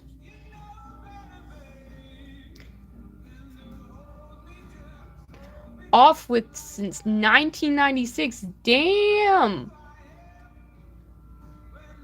Holy crap, that's a lot of systems to go through. I can't even convince anyone to check out Stargrave with me. Look at you. Thirsty Sword Lesbians, I've seen that at my local game store. Title makes me smile every time. I hope that ends up being a fun system. Definitely let me know how that one turns out. The book is encyclopedia thick. Yeah, I feel that. I feel that. I get so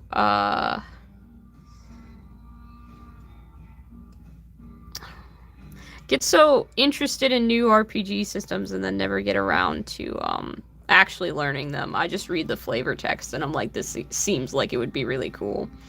Like Silver Bayonet, I ordered that. I haven't gotten it yet because my game store doesn't have it in. It's on back order. But I'm like, the world of this just seems cool. Am I ever going to play it? Probably no.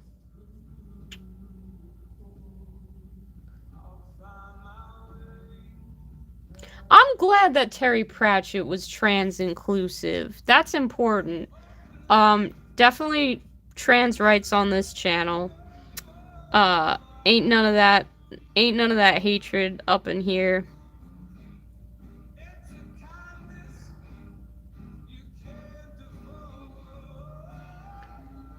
You have a comic called Curvy Broadsword? That is a great name for a comic. GURPS is the Great Universal Role-Playing System or something like that. General Universe... I don't remember what the G stands for, but I've heard of GURPS before.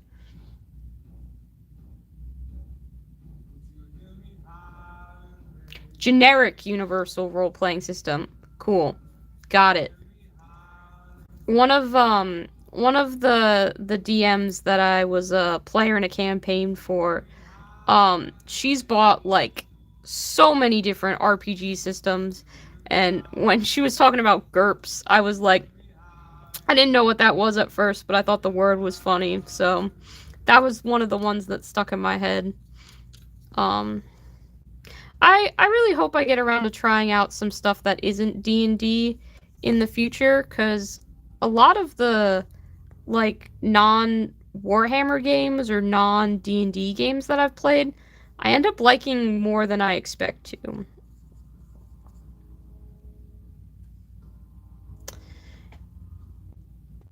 Yeah. I have not heard of Iron Widow. I don't know what that is. Yeah.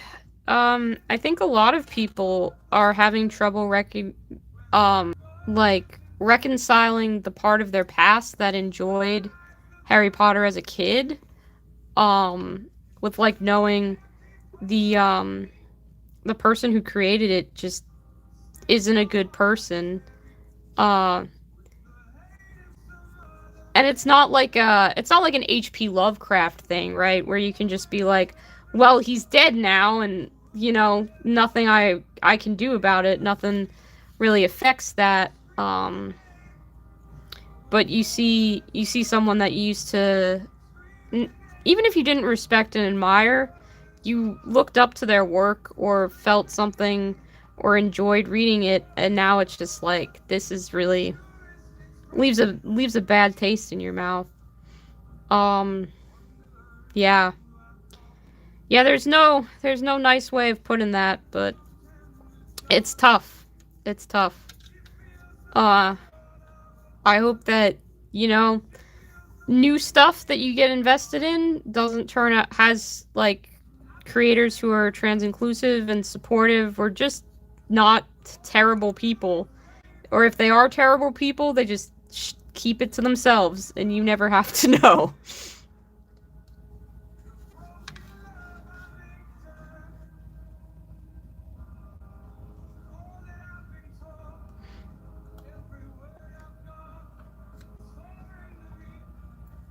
Alright, hang on, there's some paragraphs to read through. Give me a second here. This Dishonored RPG system, is that like the video game Dishonored with the creepy guy with the black eyes and the rats and the whaling industry stuff? Because that sounds interesting. Yeah, definitely making Morgan trans rights for sure. And it is easy to tell people who are struggling and people who have been putting in the effort. So, that's totally fair.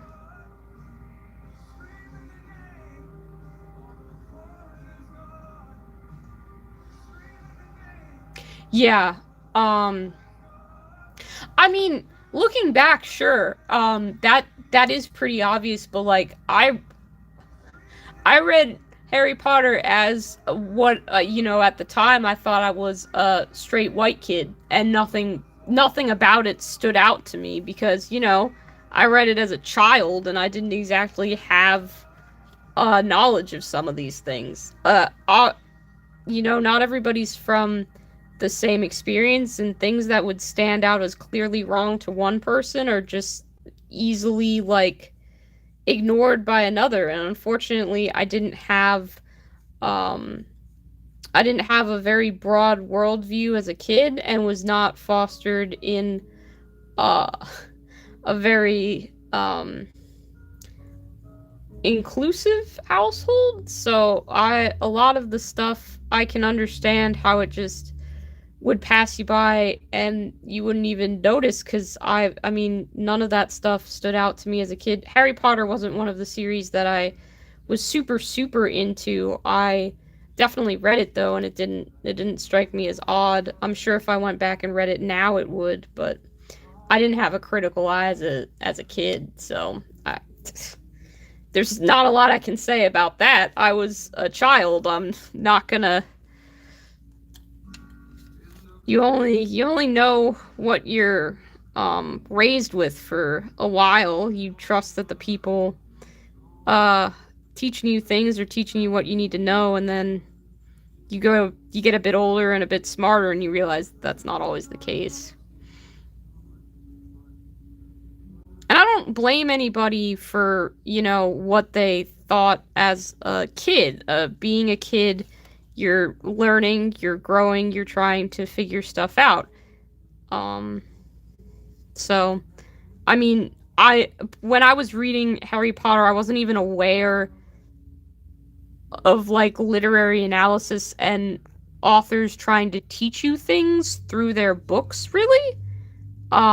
So I wouldn't have had any kind of wherewithal to examine that. And I think that's why it was so easy for me to just be like, for a while, like, I don't really get what the big deal is. Harry Potter's just like a kid's book. But I really had to think about that for a time. And I still haven't gone back and read any of the books. So, like, the people who cite specific parts of the book where stuff is problematic. Easiest one I can remember off the top of my head is just Cho Chang's name not even being like a proper it's just two different Asian sounding last names stuck together for and like I don't remember, think Cho Chang is supposed to be Chinese, but it's like neither of those are correctly used. Like, there was no thought put into that at all. And again, I apologize if I'm not saying anything correctly or if my facts aren't accurate, because I'm not stopping to look stuff up and I'm just on a stream speaking what's top of mind on this. But like, as a kid reading those books, I would have never thought to check something like that, because I was just a kid. And that wouldn't have stood out to me. Now, of course, knowing what I know, it's like, oh, that's super not okay. Yeah, house elves, yeah, exactly. Stuff like that.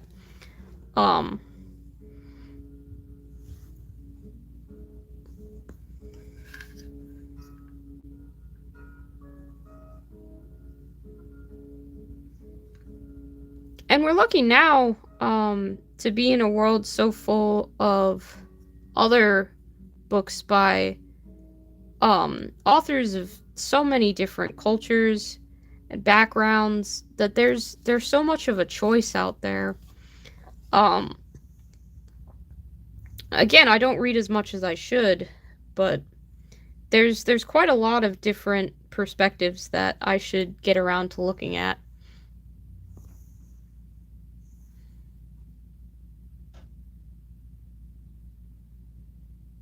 I don't know if there are people arguing that, Morgan. I'm just saying I can understand, like, if I hadn't been active on the internet when all of this stuff about J.K. Rowling was first coming to light, how, like, I can understand at the beginning why people were just like, it's just, just Harry Potter books that you read as a kid, like, what the big deal is. I don't know if people are mad at you for liking Harry Potter as a kid, but it's people on the internet. Everybody's mad at everything for a different reason, and none of it really, like, no matter what opinion you have about something and whether you think it's the right opinion or the wrong opinion, someone's going to be mad at you for it somewhere. And it's exhausting. It's exhausting how much crap on the internet there is because people have different opinions. And like there are battles to fight. Like, hey, don't be a turf is a good it's a good fight to pick. And there's a good reason to be like, let's shut this down. But no matter what opinion you could have simple opinions. Just like, hey, I don't think that they should put cashews in trail mix, and then you're gonna have a bunch of cashew loving people just like, excuse me, you have shot my dog by saying this. And it's like, no, I haven't. I just had an opinion. So much of the internet is just bombarded all the time. I try to just avoid so much of the drama, and sometimes I feel like that's kind of a cop out. Like I'm just, willing myself to not be aware of things, but I don't think humans were meant to have access to each other's thoughts on a platform 24/7. I think that was a bad idea. There probably has been blood spilled over pineapple on pizza, and let me tell you, I like pineapple on pizza. I understand why people say it's a crime. Okay, I get it. But, like, the pizza that I order is not affecting you.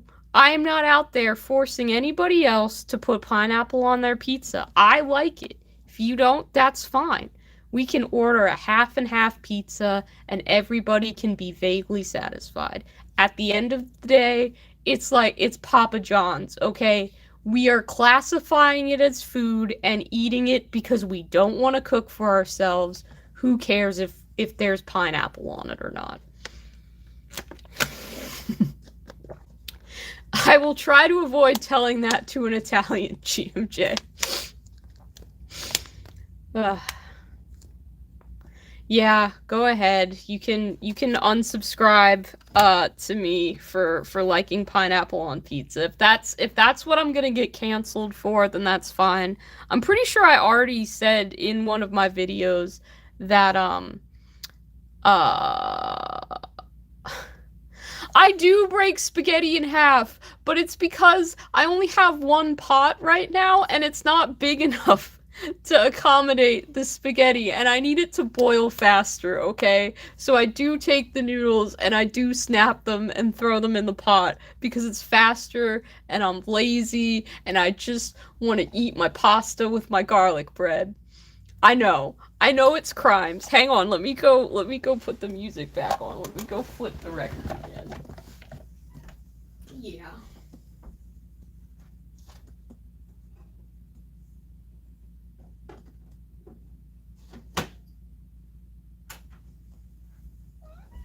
What?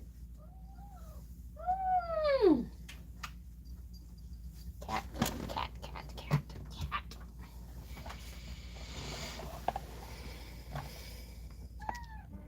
Is it a bigger crime than pineapple on pizza? Is it really? It's just to get the pasta to cook faster. And then I don't have to stand there and stir it at the pot and wait for the bottom part to get soft so that I can stir. It's a small pot and I only have one. I need a bigger pot. Clearly. Italy will remember this. I've never put ranch dressing in spaghetti.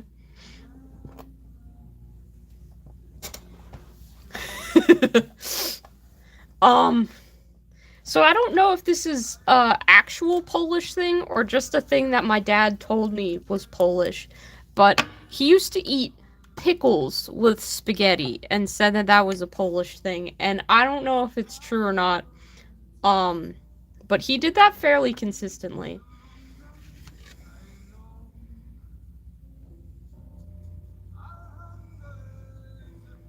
I didn't, but that's another food take, I guess.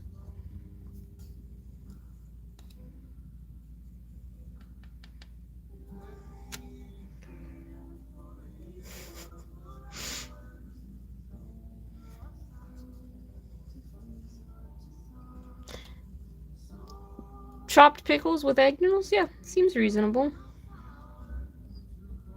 I think there's something to like pickled foods with other foods. Like I don't know exactly what the science of Korean cooking is, but I had Korean barbecue for the first time a few years ago, and like they have so many pickled side dishes that are so good, and I just like completely different flavor profile from anything else that I'd been eating. Was obsessed. All I wanted was to eat Korean food all the time. And then I moved away from the town that I used to live in that had a lot of Korean places in it, and I craved kimchi like nothing else. And then we finally got some that opened around here. I remember going to one on its opening night and just eating kimchi and being like, oh my gosh, I didn't realize that I missed this so much. Like, that was kind of crazy. So, I think you have your claw stuck in the chair, buddy. Yeah. You got it? You okay? You okay? Cat drama.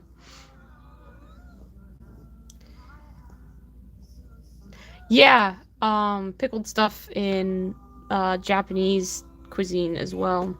They do use pickled ginger as a palate cleanser at some sushi restaurants. Probably in a lot of other places too.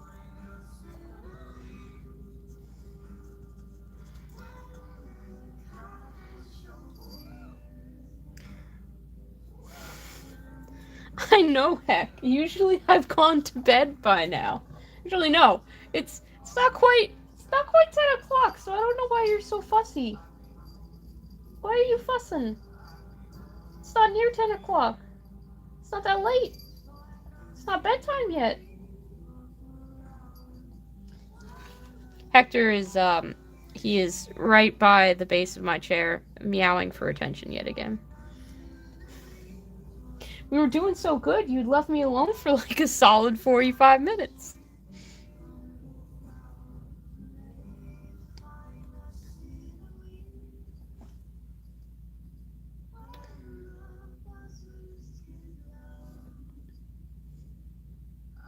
Oh. Well, see, there you are, committing food crimes as well. But bimbop is so good! I could go for that right now. Honestly, anything that they're like, hey, this dish involves both rice and an egg with a runny yolk, that, you know that's gonna be good food. Doesn't matter what it is. That's gonna be some good food.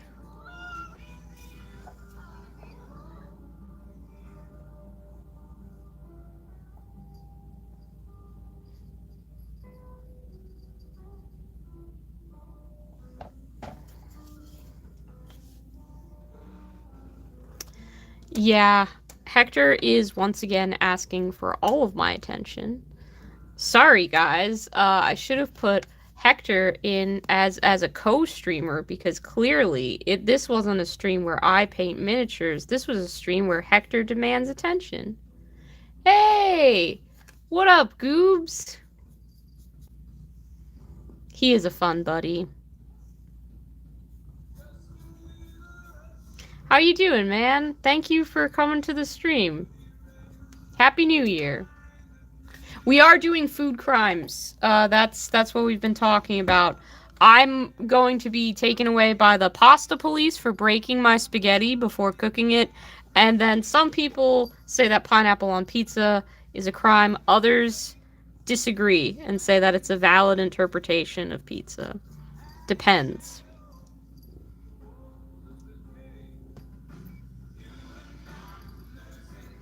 Happy New Year indeed. Happy to be going into a new one. I needed this. I mean, I know it's just an arbitrary, like, years aren't super real and time is a concept, but I feel like getting a fresh start whenever the world wants to give you one, is valid and should be taken for what it is. I'm excited for that. How else does the pasta fit in the... Thank you. I have a small pot. I need to get the pasta in there. Exactly. That was my excuse. That was my excuse. I appreciate. Thank you for supporting.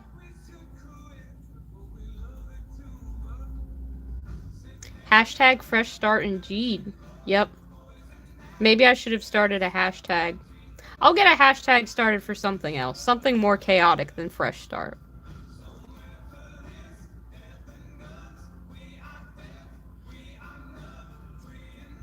Yeah, but see, that would involve waiting, and I need my pasta as quickly as possible.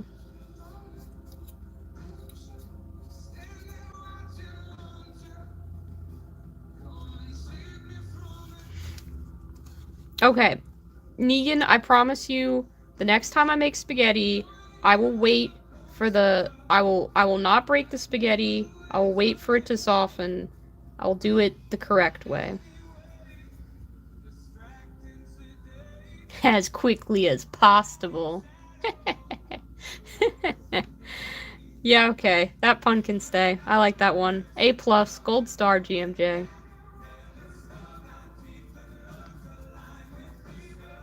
Man, you guys, we've been hanging out for 2 hours. I can't believe this. That's quite nice. I've gotten a lot of the base colors blocked in, and I'm having a good time.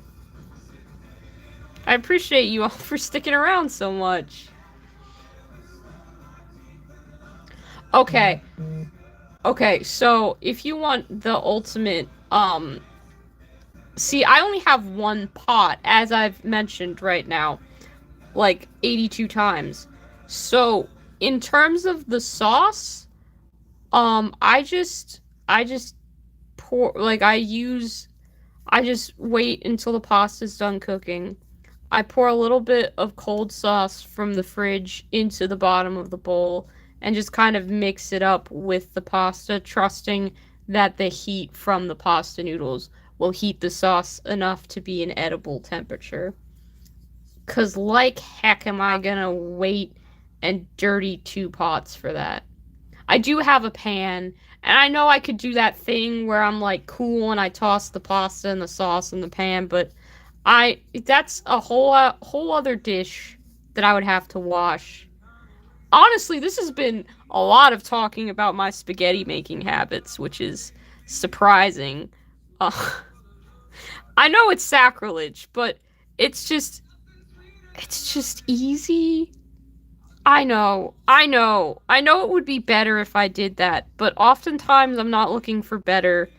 I'm just looking for food. I've gotten off work. I need the least effort possible, and I know that I can boil stuff in like 7 minutes or whatever, and garlic bread, and that's it. I just make that.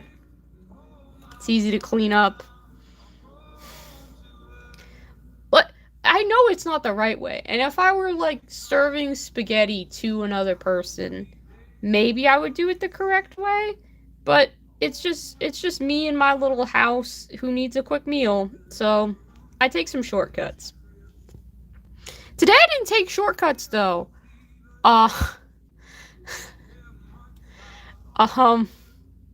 Ooh, tomato paste with chili oil. Like Lao Gan Ma? That could be good. I'd try that. I don't want this to be a trial for my food crimes, because I've said too much that can be used against me. Like today I put in real effort. I made soup from scratch for the first time, and it was real good. And I also baked bread from scratch to go with that soup. Like, I did effort. Yeah, see? I watched that Brian David Gilbert video about making pepcorn. I bought that Lao Gan Ma. It's good stuff. That's how I found out about it. Not from anything else. Should've got a food lawyer. Listen, I ain't got money for no food lawyer. I have to self-represent. And the court did not assign a food lawyer for me. Heck, you want to be my lawyer? Baby, you want to be my lawyer? You do? Yeah! Listen, they're gonna put me on trial, and you're just gonna act real cute. And that's how we're gonna get away with this, okay?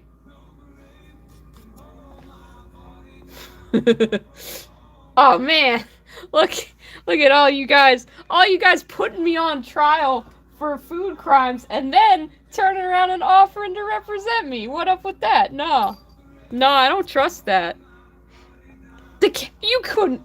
He's a minor. He's only a year old. You can't send him to jail. No, he's too baby. 3-star food in prison.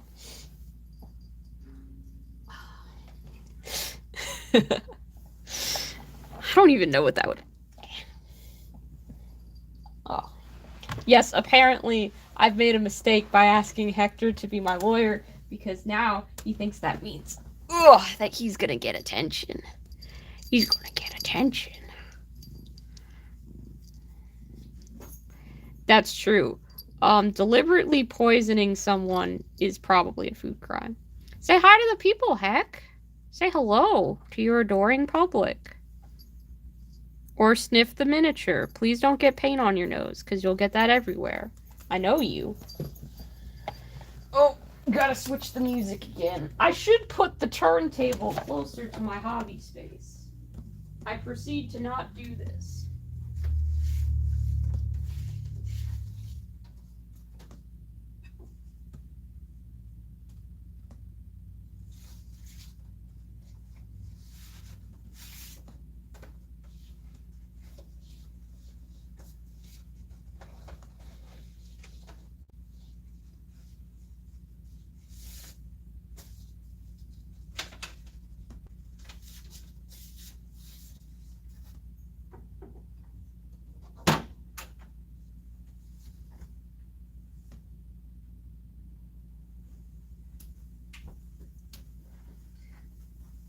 Been through quite a lot of records now.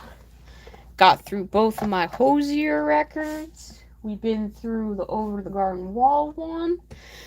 Think I got the Cuphead soundtrack going. Oh, we've kept on with this food discussion. Judge, jury, and executioner of your peers. Well done steak with ketchup. Yeah.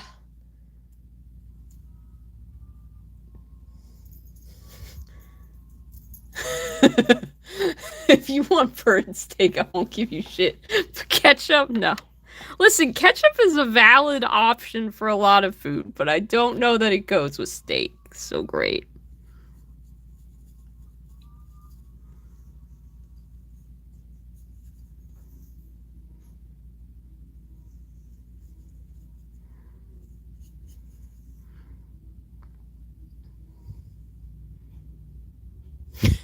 Only people in jail for incorrect. You know, I've never had poutine before. I hear that it's like the thing. I intend to try it at some point.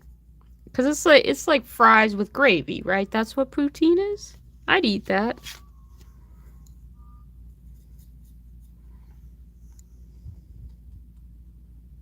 The poor cow that died to... Oh, man. I don't know that cow... I think probably the fact that the cow is being prepared into some form of meal would already be really insulting to the cow. I think it would be pretty miffed about that. I don't think it really cares at that point whether it's cooked correctly or not. It's kind of done having concerns.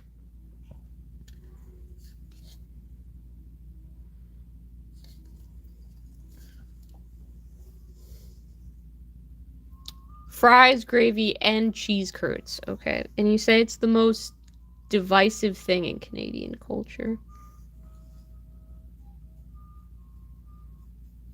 Aw, dang it. There's a little feather on this base that I did not paint pink. And if I don't actually paint that now... oh, shit. Oh, fuck. Sorry for the swearing there. almost lost that jar of paint. As you can see, no paint was spilled by some miracle. That was a scary moment there. Spooky. All right.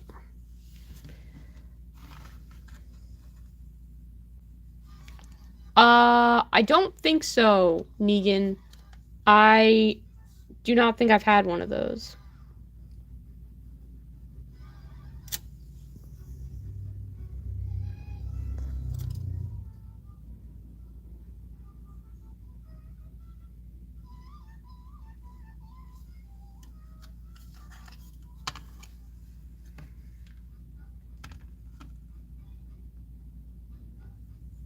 The German food of the recent age. Okay. What is it? Someone tell me what it is. I'd Google it, but I'm painting.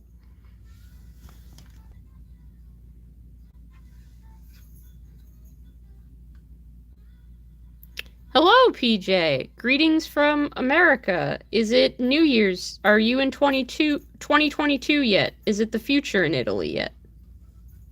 I think it might be.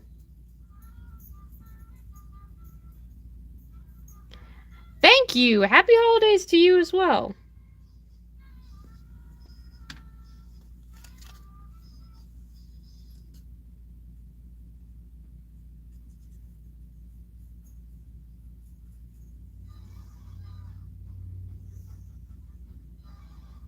Appreciate you stopping by. Honestly, appreciate everybody who stopped by. The fact that you would spend any part of your holiday with me is it means a lot. I appreciate it. Yes, and how much is missing there? Not sure exactly what you mean missing. But it is 8 p.m. here, so we're not quite in the future yet. We've still got several hours to go. Yes, we were discussing pineapple on pizza. And then they said not to ever talk about that with an Italian, so we can't talk about pineapple on pizza anymore.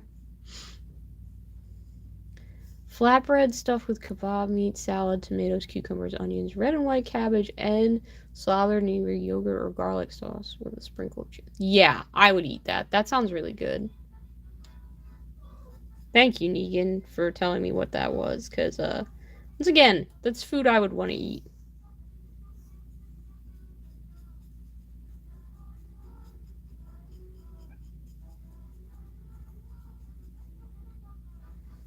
Also, it includes bread of some form, so that's always worth trying.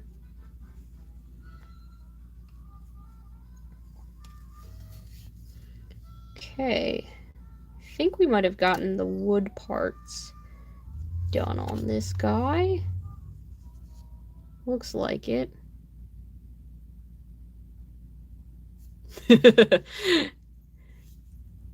Cool. I'm glad you're accepting of other people's views on what to put on pizza.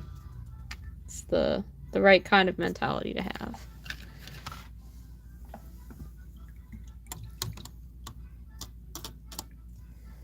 Oh, that's cool.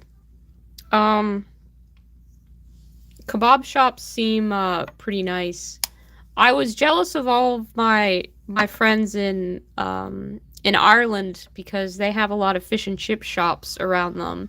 But then I moved to my new place and there is a fish and chip shop right nearby, so I'm very excited about that because I love fried food like any good American. We love our French fries and everything deep fried. So I'm sure the staff there are gonna get to know me before too long. I don't really want to paint metal right now, but that's logically the next thing I would do. Hashtag fish and chips. Exactly.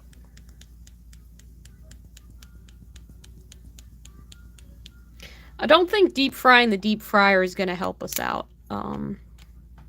Ooh, opening a new thing of Turbo Dork paint. This is... Oh, thank you. That's just gonna squirt out. Sometimes they don't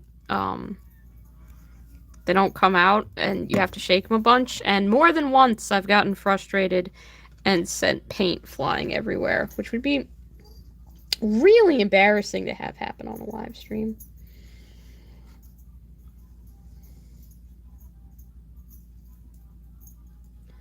Aw, I'm glad that my videos helped you try out different color schemes. That's what I'm trying to do, you know?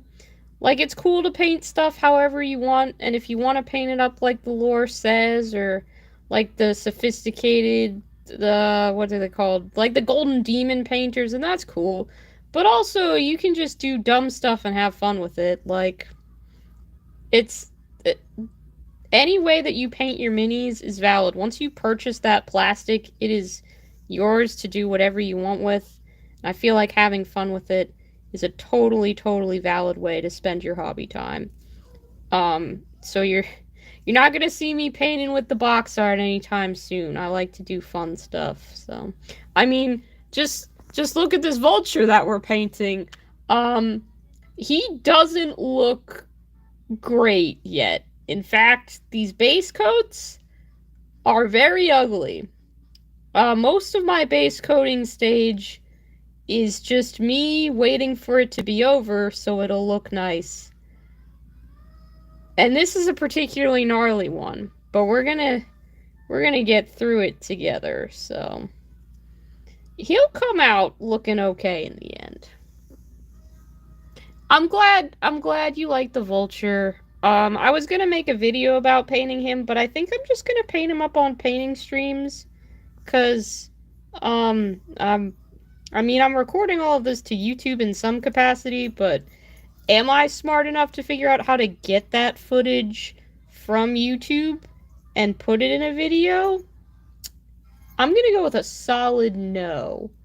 So he might just be a series of live streams. He might be something I finish painting in my own time. I don't really know. But that's a problem for 2022 fives to figure out. And current regular fives is just gonna keep on painting for now. But I'm glad you're expecting things from me. Ooh, your household got an air fryer. That's cool. Aw, that's cool. I'm glad. I liked your Aqua Squigosaur. He was really cool. He had like some... I felt like some Hanna-Barbera cartoon vibes from him. What's the one with the shark? Jabberjaw, that it is. I don't even know if Jabberjaw is a two-tone shark, but I really liked it. It was cool. Pink paint bucket dip gang. Yeah. Yeah. You're turning your Gene Stealer Colts into Ghostbusters? Yes! Ghostbuster Colt. I want to see those. Making Morgan, tag me on Instagram or comment with a link. I don't know if you can comment with a link on YouTube, but when you finish them, I want to see. I want to see them. I do not own an air fryer. Yes, that is correct.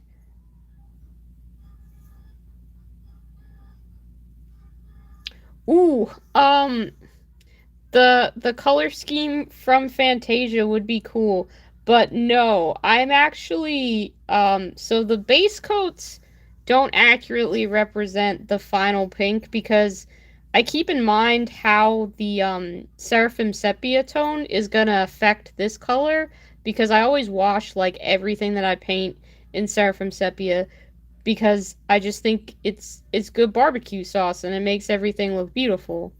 But this is actually going to be inspired by some very specific lollipops in the opening of Willy Wonka and the Chocolate Factory, and I know the color that is and could pull up a clip and show you, but I don't know how to do that with YouTube Live right now, other than if I literally got my Willy Wonka VHS tape and put it on the TV and then filmed myself fast forwarding to the part that it is on that, which I could do, but it feels like a lot of steps to go through just to illustrate an image that I could find if I were Googling stuff.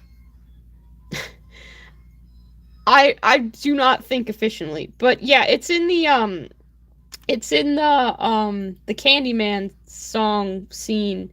Um, there's some brown and pink and orange lollipops, and that's what this is eventually going to be. But I wanted to just kind of block out the vulture's like flesh bits in one color, so that's why it's all pink for now, because I haven't exactly decided what's going to be what yet, and this is just easier visually for me to kind of dissect when I've got everything sort of sorted into its different areas, if that makes sense. No, no, I didn't find that rude at all. Um, I think that's really cool. Fantasia 2000 is quite a fun little film. So, being compared to that in any aspect is I'll take it. I'll take it. I'm not mad about it. Plus, it's really hard to guess at what my color scheme is when I'm just doing base coats. So, that's totally valid. You don't have to apologize for that.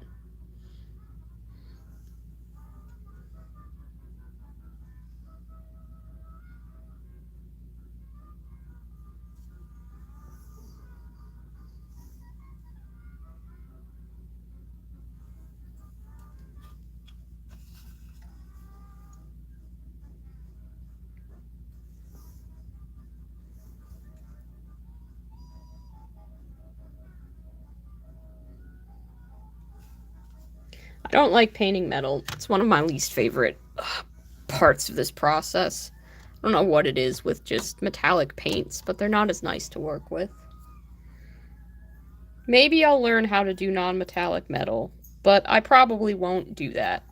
I keep saying that that's one of those things that I'm going to learn how to do, and then I don't do it. I also have an airbrush that I need to learn how to use. And I haven't done that yet either. But I have a big old garage now that I could be airbrushing in, which is kind of exciting. Hook that up out there. I don't know. There's 8 of you watching right now, so the odds of this are pretty slim.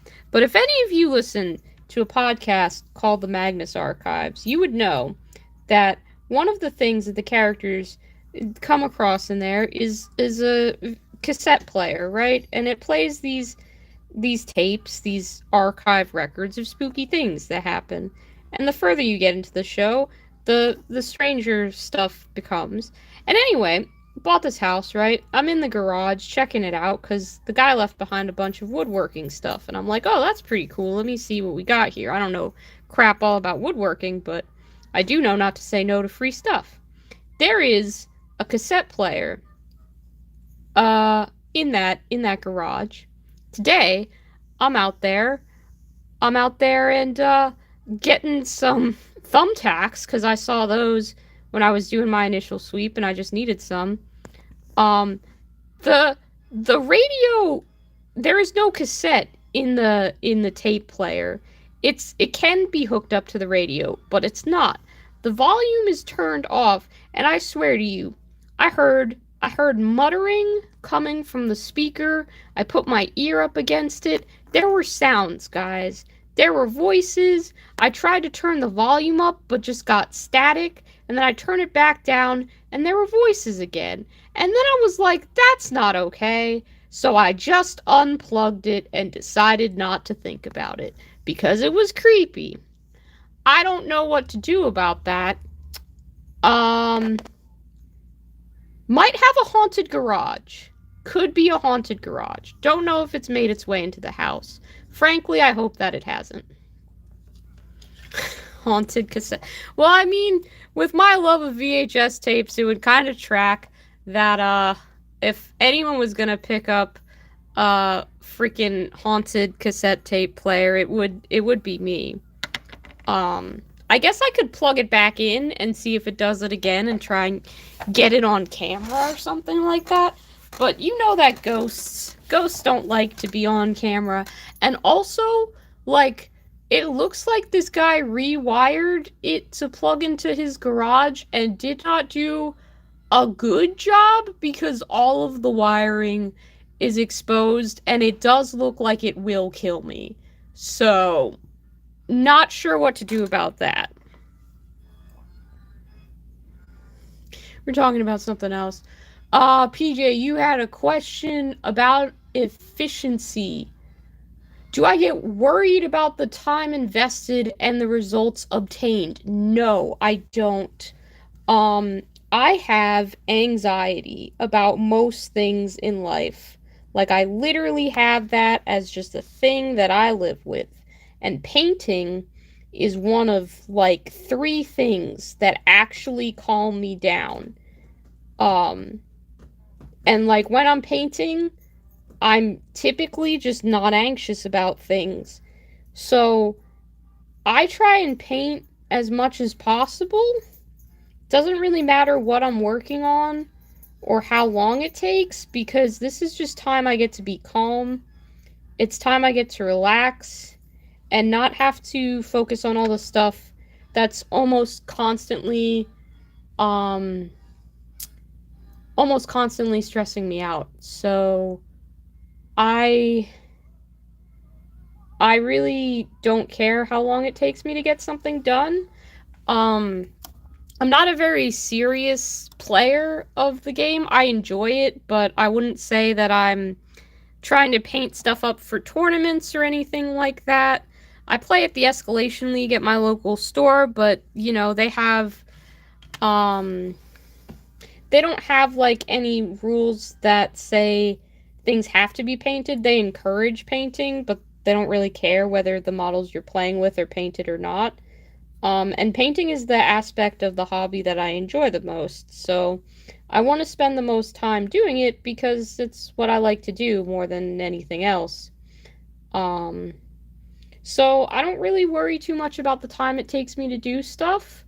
Uh, I think um, at most I've only ever been stressed if there's um, like a video that I'm working on that I'm trying to get done, but I tend to not be like, I'm gonna post a video every week or every 2 weeks. It's just kind of like when I have time and when I have something that I think would make a good video and when I've actually recorded all of the aspects of that, because I I intend to purchase a proper camera for making videos at some point, but that is not it's not in my budget right now. So is all just what I can store on my phone and work with on my computer. And that definitely limits the scopes of projects that I'm able to do. Like, I'd love to try and do I think we still have Goobs in the chat. I'd love to try and do one of those kind of like 24-hour hobby marathon things. I think that would be really fun, but I do not have the storage space to record like a time lapse of that or anything, and I feel like that's half the appeal of doing that. Um so without that technology, I just it's something I don't have access to. So I don't really worry about the time it takes. It gets done. My projects just sort of happen. And I'm not a slow painter either. I tend to get a lot accomplished. So it's not something that's ever stressed me out before, weirdly enough. I say weirdly enough because I'm a person who stresses about a lot of things.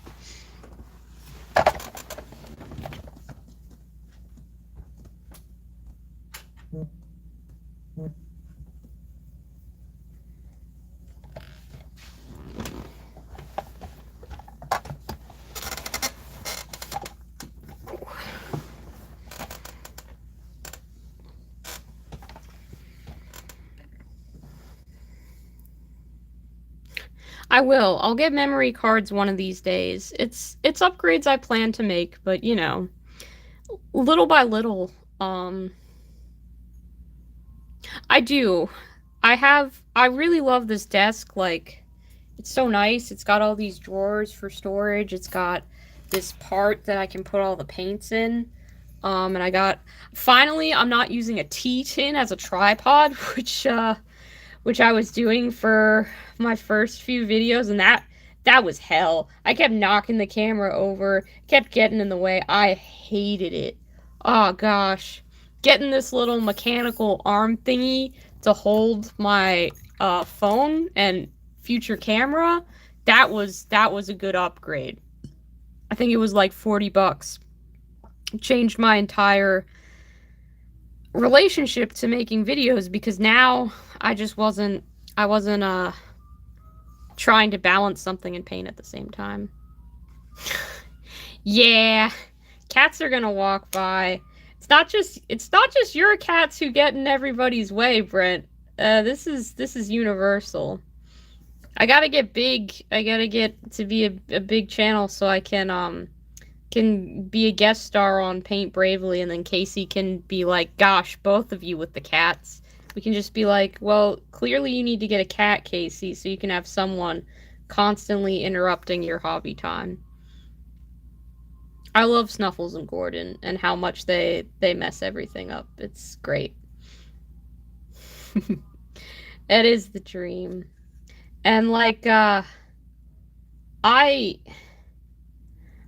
can't go into any details about some of the things that I've been through, but there was some doubt as to whether these cats would be moving with me. Not doubt of my own, but doubt that other people made my problem. So they are all the more precious to me now that I have them and they are safe with me here. So I don't care how many times they interrupt my videos or scratch my leg or meow at me or anything like that. They are welcome here. They are safe here, and I am so happy to have them. Kitties are number one. Yes. They're my family right now. I've had a lot of changes going on and a lot of people coming in and out of my life in a very short period of time. So having my cats around as a consistent thing, that's good. We like that. That is a happy part of my little world here. Those are my boys. And now that I'm a homeowner, which is pretty cool, who knows? There's no landlord telling me that I have a pet limit. Oh no. GMJ, I don't want to make anyone cry. Sorry. I don't mean to get emotional about any of this stuff. It's I'm sorry. I didn't mean to make you upset or anything like that. 2022. If I come out of 2022 with just 2 cats, I have phenomenal self-control and honestly should be given an award. I just have friends who do cat rescue and they're always posting on Facebook like, oh, look, we're trying to keep these cats are sisters and we want to keep them together and they're cute and look at their baby pictures and they have funny little names, and I'm a sucker and I'm like, oh my gosh, look, it's a cat. It's a very cute cat.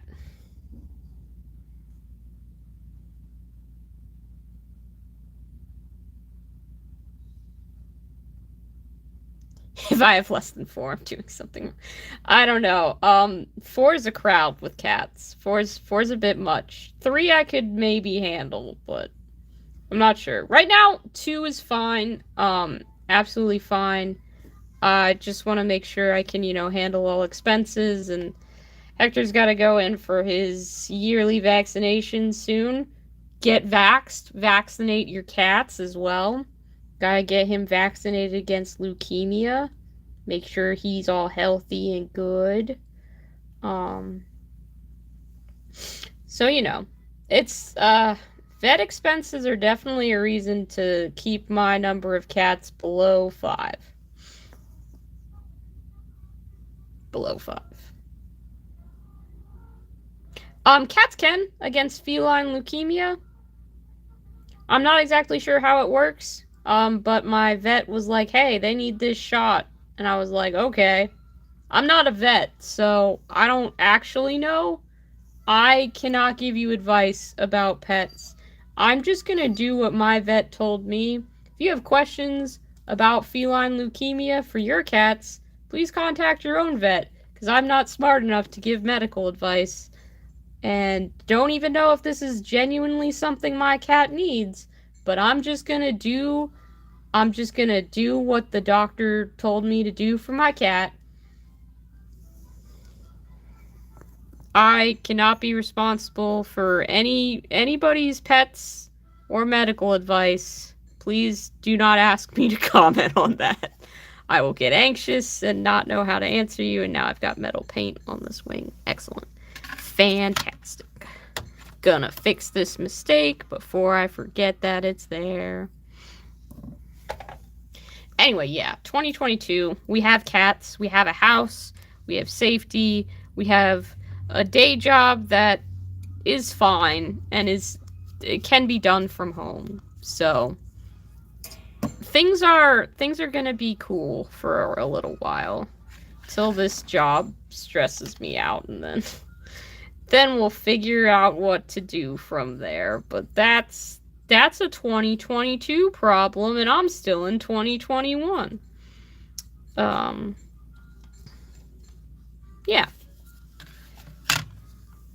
Metal parts on this Vulture. Gonna do that.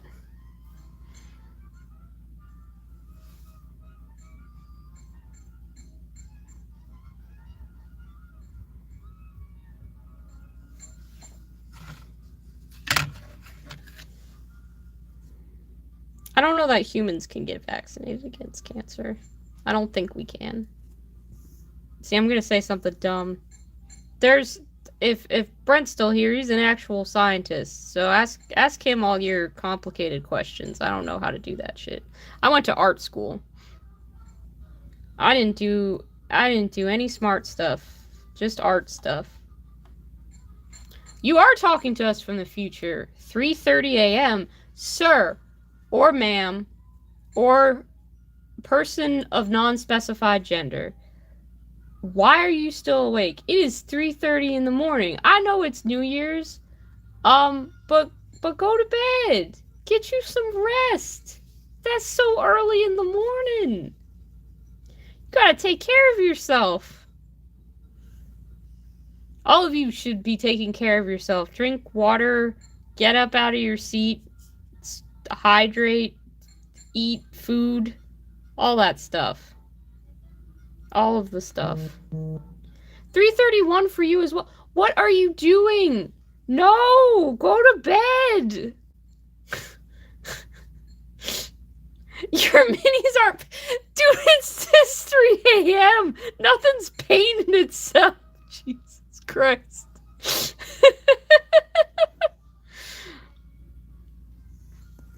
I mean, Chris, you're more than welcome to smoke if that's what you choose to do. I can't give you advice about that, but scientists say, or medical people, someone says it's not super great for your health. So maybe just, do what you have to, but also drink some water. Try and have a healthy... Oh, gosh, jeez. You're having fun with me. Oh, that's sweet. I appreciate you guys hanging out. I wasn't sure if anyone was gonna show up. I was surprised the first time I streamed because I was playing video games. And like I said, one of my friends just wanted to see what I was doing, and I couldn't figure out Twitch, so I just decided to do YouTube, and people showed up for that, and I was like, no, don't watch me be bad at a video game, go do something. I wasn't even talking, but then I realized, oh hey, that wasn't so bad. I could probably figure out how to do this for actual content, so, that's cool, but I can't believe that you guys are up at 3 a.m. watching me slap some paint on a Vulture. That's pretty cool. And I have been at this for almost 3 hours. That's pretty fun. Okay, GMJ, you're fine. 6:30, that's okay. That's reasonable. I'm not mad at you for that. I'm not mad at any of you. I want that to be noted. I'm just concerned. Just concerned. Riding the hype and living in the future. I mean, the reason I'm not on Twitch is the same. It's because Amazon owns Twitch, and I have that whole thing where I don't want to give Jeff Bezos any money. Um, I am scared if I get to be bigger. I'm scared of the day that someone asks me to do like an Audible sponsorship or something like that, and I actually see the amount of money that I could make from it, and I'm just sitting there like, oh man, that's actual money that I have to say no to. It's easy to have my principles when there's not somebody right there challenging them. But oh boy, maybe that temptation will come along one day and I'll have to reckon with it. I'll get Raid Shadow Legends first.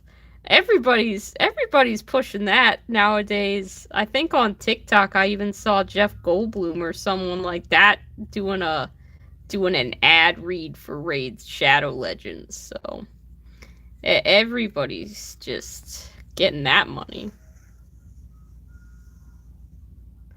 Too much money can be dangerous. I agree with that. Don't worry though. I'm not even monetized on YouTube yet, so I'm making.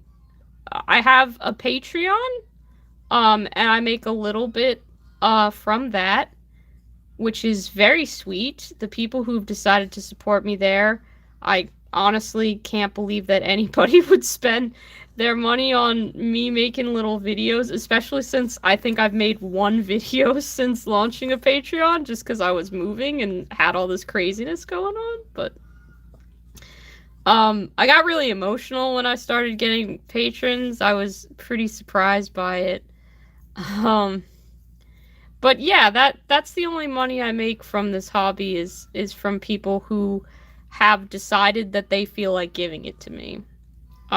Just without any like clauses to it. I don't have to read for anything or promote a product or anything like that. And I mean, I don't know where I'm gonna be a little later down the line, so I don't want to be like, I'm never gonna do that, because that's for people who aren't me. Because I don't judge anyone. Like, bro, I appreciate the hustle. You wanna promo Raid Shadow Legends on your channel? You go for it. You get that money. But I also know what it's like to be a viewer of these channels and to already have to watch ads for YouTube at the beginning and to have an ad in the middle of your video and to just feel like you're constantly being sold something that you don't need or want. So I get it from both perspectives.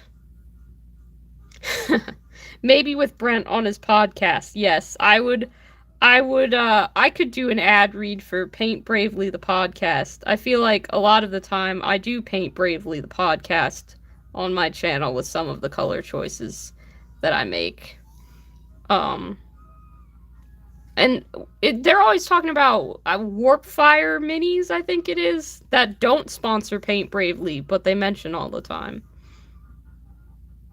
Yeah, see? I could do ad reads. I'd do that. Mm-hmm.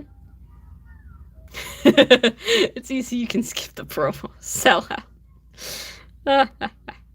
I don't know. We're fine. I mean, I did do a collab with Dana. It's on her channel. I'm in the 5 Orky tips from 5 Orky hobbyists Orktober video thing that she did. That was super, super fun to do. I'm hoping that I do okay mini buying wise in 2022. I have a couple secret purchases to make for some fun videos coming soon to own on VHS. Bold Action, a lot of people. The collab with Dana is the way you found my channel. Oh, that's dope. I'm glad. I had so much fun doing that. When she was like, yeah, make it kind of like Halloween, like, I was like, oh man, can I do Series of Unfortunate Events? Because circling back to books that I did read and get heavily invested in as a kid, Series of Unfortunate Events was like the books that I read. I stole books from my teacher's room. Like, my teacher owned some of the Series of Unfortunate Events books, and I took one of them and I never gave it back. Like, that is a crime that I committed. And I feel bad about it now. But I did that with intent as a child. I was like, it is more important for me to have this book than for anybody else. I apologize. If I could track, it's not worth tracking down a teacher for, because I don't even have, I lost it in a move as a kid. But did I lose it I lost it somewhere. It's not important. I definitely stole books as a kid. That is a crime I have to admit to. I do have a legally purchased copy of the entire Series of Unfortunate Events, as well as, I actually have this close to hand, because this is pretty cool. So there's like I don't know, like a companion special feature. Another book the same author wrote called The Beatrice Letters. And, I do have that one. I have that one signed. Right there. That's old Lemoney's signature right there. So that's pretty cool. Big fan of that.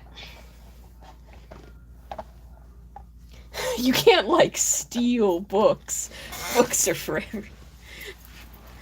It's not, I mean, the food crime thing isn't a crime. The book is more of a crime. But if someone wants to track me down, be like, you stole this specific... I don't even remember which one it was. I'm willing to bet that it was the Ersatz elevator, because that was my favorite one. Can I help you, sir?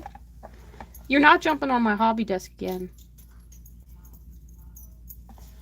Are you trying to be my lawyer and tell me not to confess to crimes? Lobster's over here. Sorry, you can't see him. This is who I'm talking to. Oh, crap. Did I just turn it off? Whoop.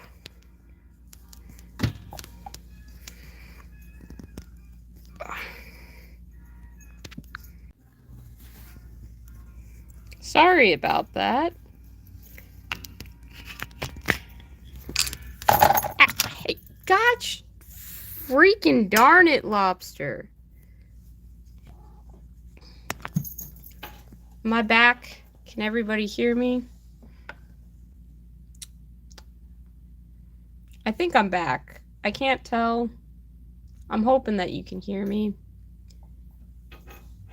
Lobster presented some technical difficulties because he is in fact an actual hooligan. He is now doing some hooligan things and reclining at the top of my display case, where I would prefer him not to be, but he refuses to get down from there. The display case, which is usually full of minis, is actually just full of all of my Mothman stuff right now.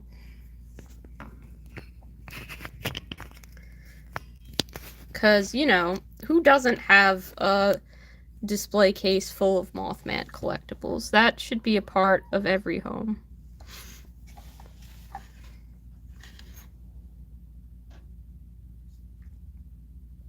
I think it's essential decor.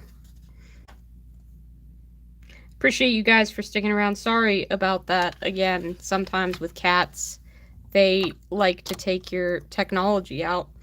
And feel no remorse for it whatsoever. He is sitting up there like a king in his castle, looking down upon peasants. You sure are, Lobster. You sure are. Yeah, I'll put the music back on, Heck. I'm gonna teach you how to press that button so I can stop getting up. Ugh. Even though the whole point was to get up. You should get out of your chair every now and again. I think, Brent, you've said you have a really comfy chair for doing hobby stuff in. I have one of those hashtag gamer chairs, which are not the most comfortable in the world. I think a chair upgrade might be a 2022 upgrade as well. Because then I can just use this desk for my day well, I can use this chair for my day job and get a comfier painting chair. Or the other way around. We'll see. Right now I just have the one desk chair and I push it back and forth between my work. It's okay. GMJ, I have yeah, Hector likes to climb on this one. He's committing other crimes right now. Yeah, you can just see him standing on top of my turntable. You want to get down from there, buddy? No? This is just a crime family. What have we become? What have we turned into? Ugh. I thought we were better than this, heck. Thought we were gonna break the cycle.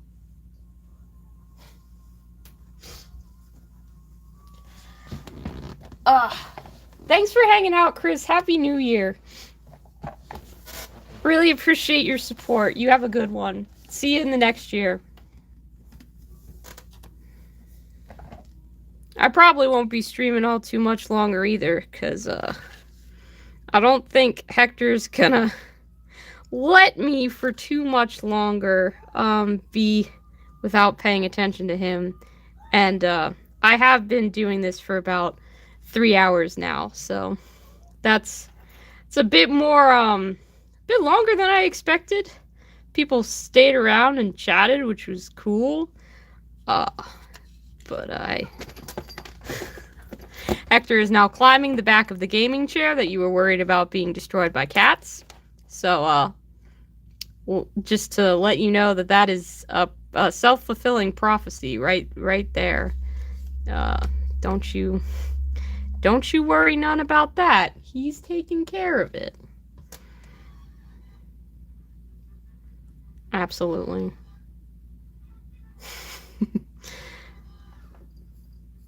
Yeah, it is kind of classic Heck behavior. Yeah, it's just that it's getting late and I want to do some other things. Mainly continue watching The Witcher because I've been trying to make my way through that series. And probably make a cup of hot chocolate. I have not picked up any alcohol to toast the new year, but I figure warm chocolate drink is basically the same thing. It'll feel good. It'll be worth doing. Have some baked goods as well. Got some Christmas cookies to munch on, so it'll be a cozy evening. Figure with a channel name like Sugar Candy Miniatures, if I ever don't have sweets on hand, I'm not properly representing the brand, so gotta be consistent. Which fortunately is quite easy because I have a phenomenal sweet tooth all of the time. Like I own one pot, but several bags of gummy worms, so I've got my priorities straight.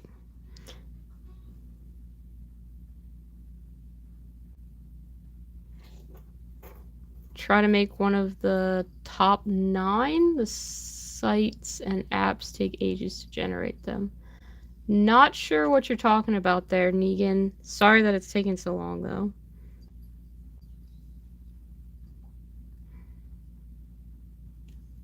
Wow. 300 posts. That's pretty cool. All of your stuff always looks so cool. Like, I'm really impressed by your old hammer work. Having only painted a few metal miniatures, there's something about them that intimidates me more than plastic miniatures, so to see your paint job so consistently good and detailed and cool, I'm just like, hell yeah, that's some hobby goals. Oh, okay. Those are the okay. So like when it's what like when people do the art versus artist ones, and it's their face, and I thought people were just using Photoshop for that. Um, it occurs to me that maybe not everybody knows how to use Photoshop, and I just assume because I learned in art school and stuff like that that that's what people were using. Um, but I guess that may not be the case. Heck, you know you're not supposed to scratch the couch. Yeah, he's getting antsy, my little boy.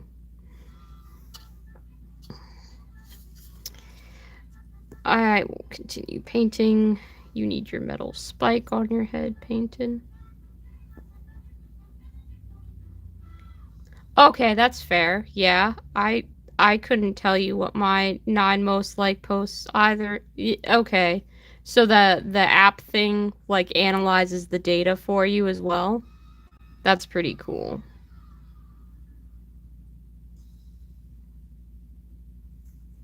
As I'm not super good at using all of the social medias, but I make an effort. Um I like Instagram. It's very consistent for just posting photos. But I actually have no idea what my most liked post on Instagram is. I'd love to find out, but I don't know how to see that. So I should probably figure out how to do that and then update you guys with the results.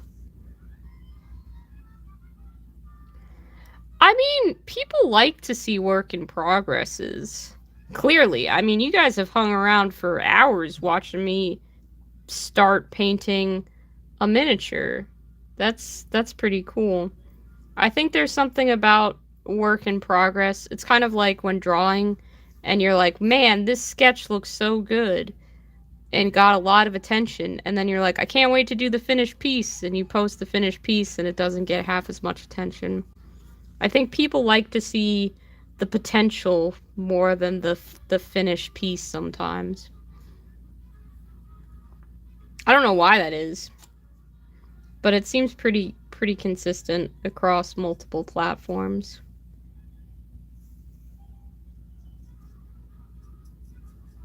People on TikTok and Tumblr and everywhere else complain about that too.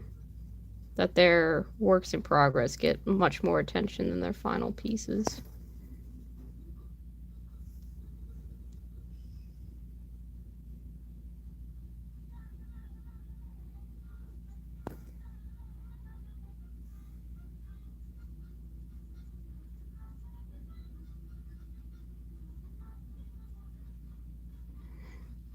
I have so many decisions to make with how to do the horns for this guy too, and I just don't know how I want to do those yet. That's not a problem I'm gonna figure out tonight. So many little metal details. They really go ham on these things these days.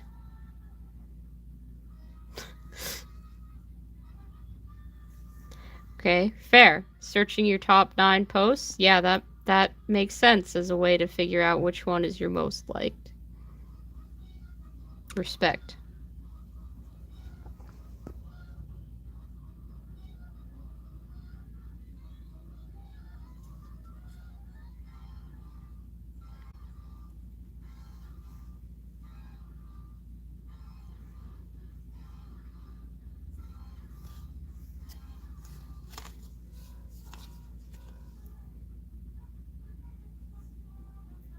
Oh wow.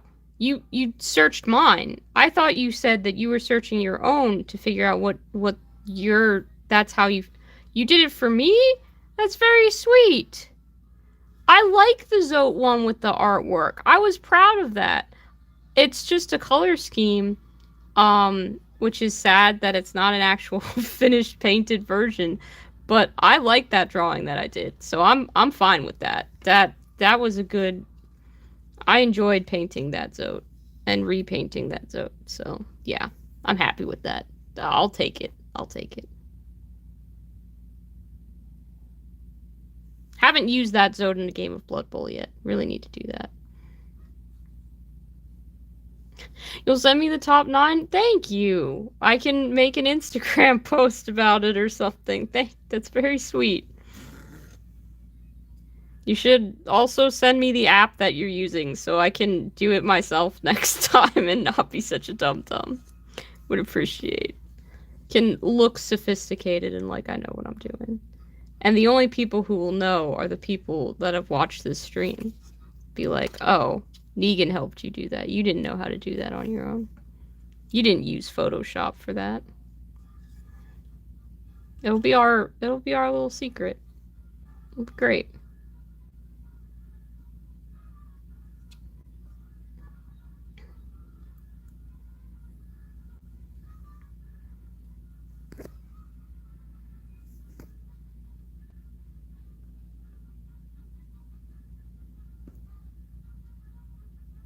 Okay. I think officially my hands are getting a bit too shaky to paint, and my shoulder's starting to hurt, and that's probably a good sign that it's time to stop painting.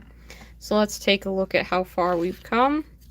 We started with just a Zenithal highlighted Vulture, and now we've got the majority of the metal blocked in. We've got the wood and the Vulture's flesh color and the Orc's flesh color and the little Goblin's flesh color blocked in as well. So definitely some progress made. Kind of interesting because I have never timed how long it takes me to paint a miniature before. So I might continue streaming this just to see in real time what it actually takes to finish a big mini, because that would be an interesting thing to explore. But for now, I really just thank you all for joining me so much. I hope you have a very happy new year. Y'all mean a lot to me, and I'll see you in the next one. Bye for now.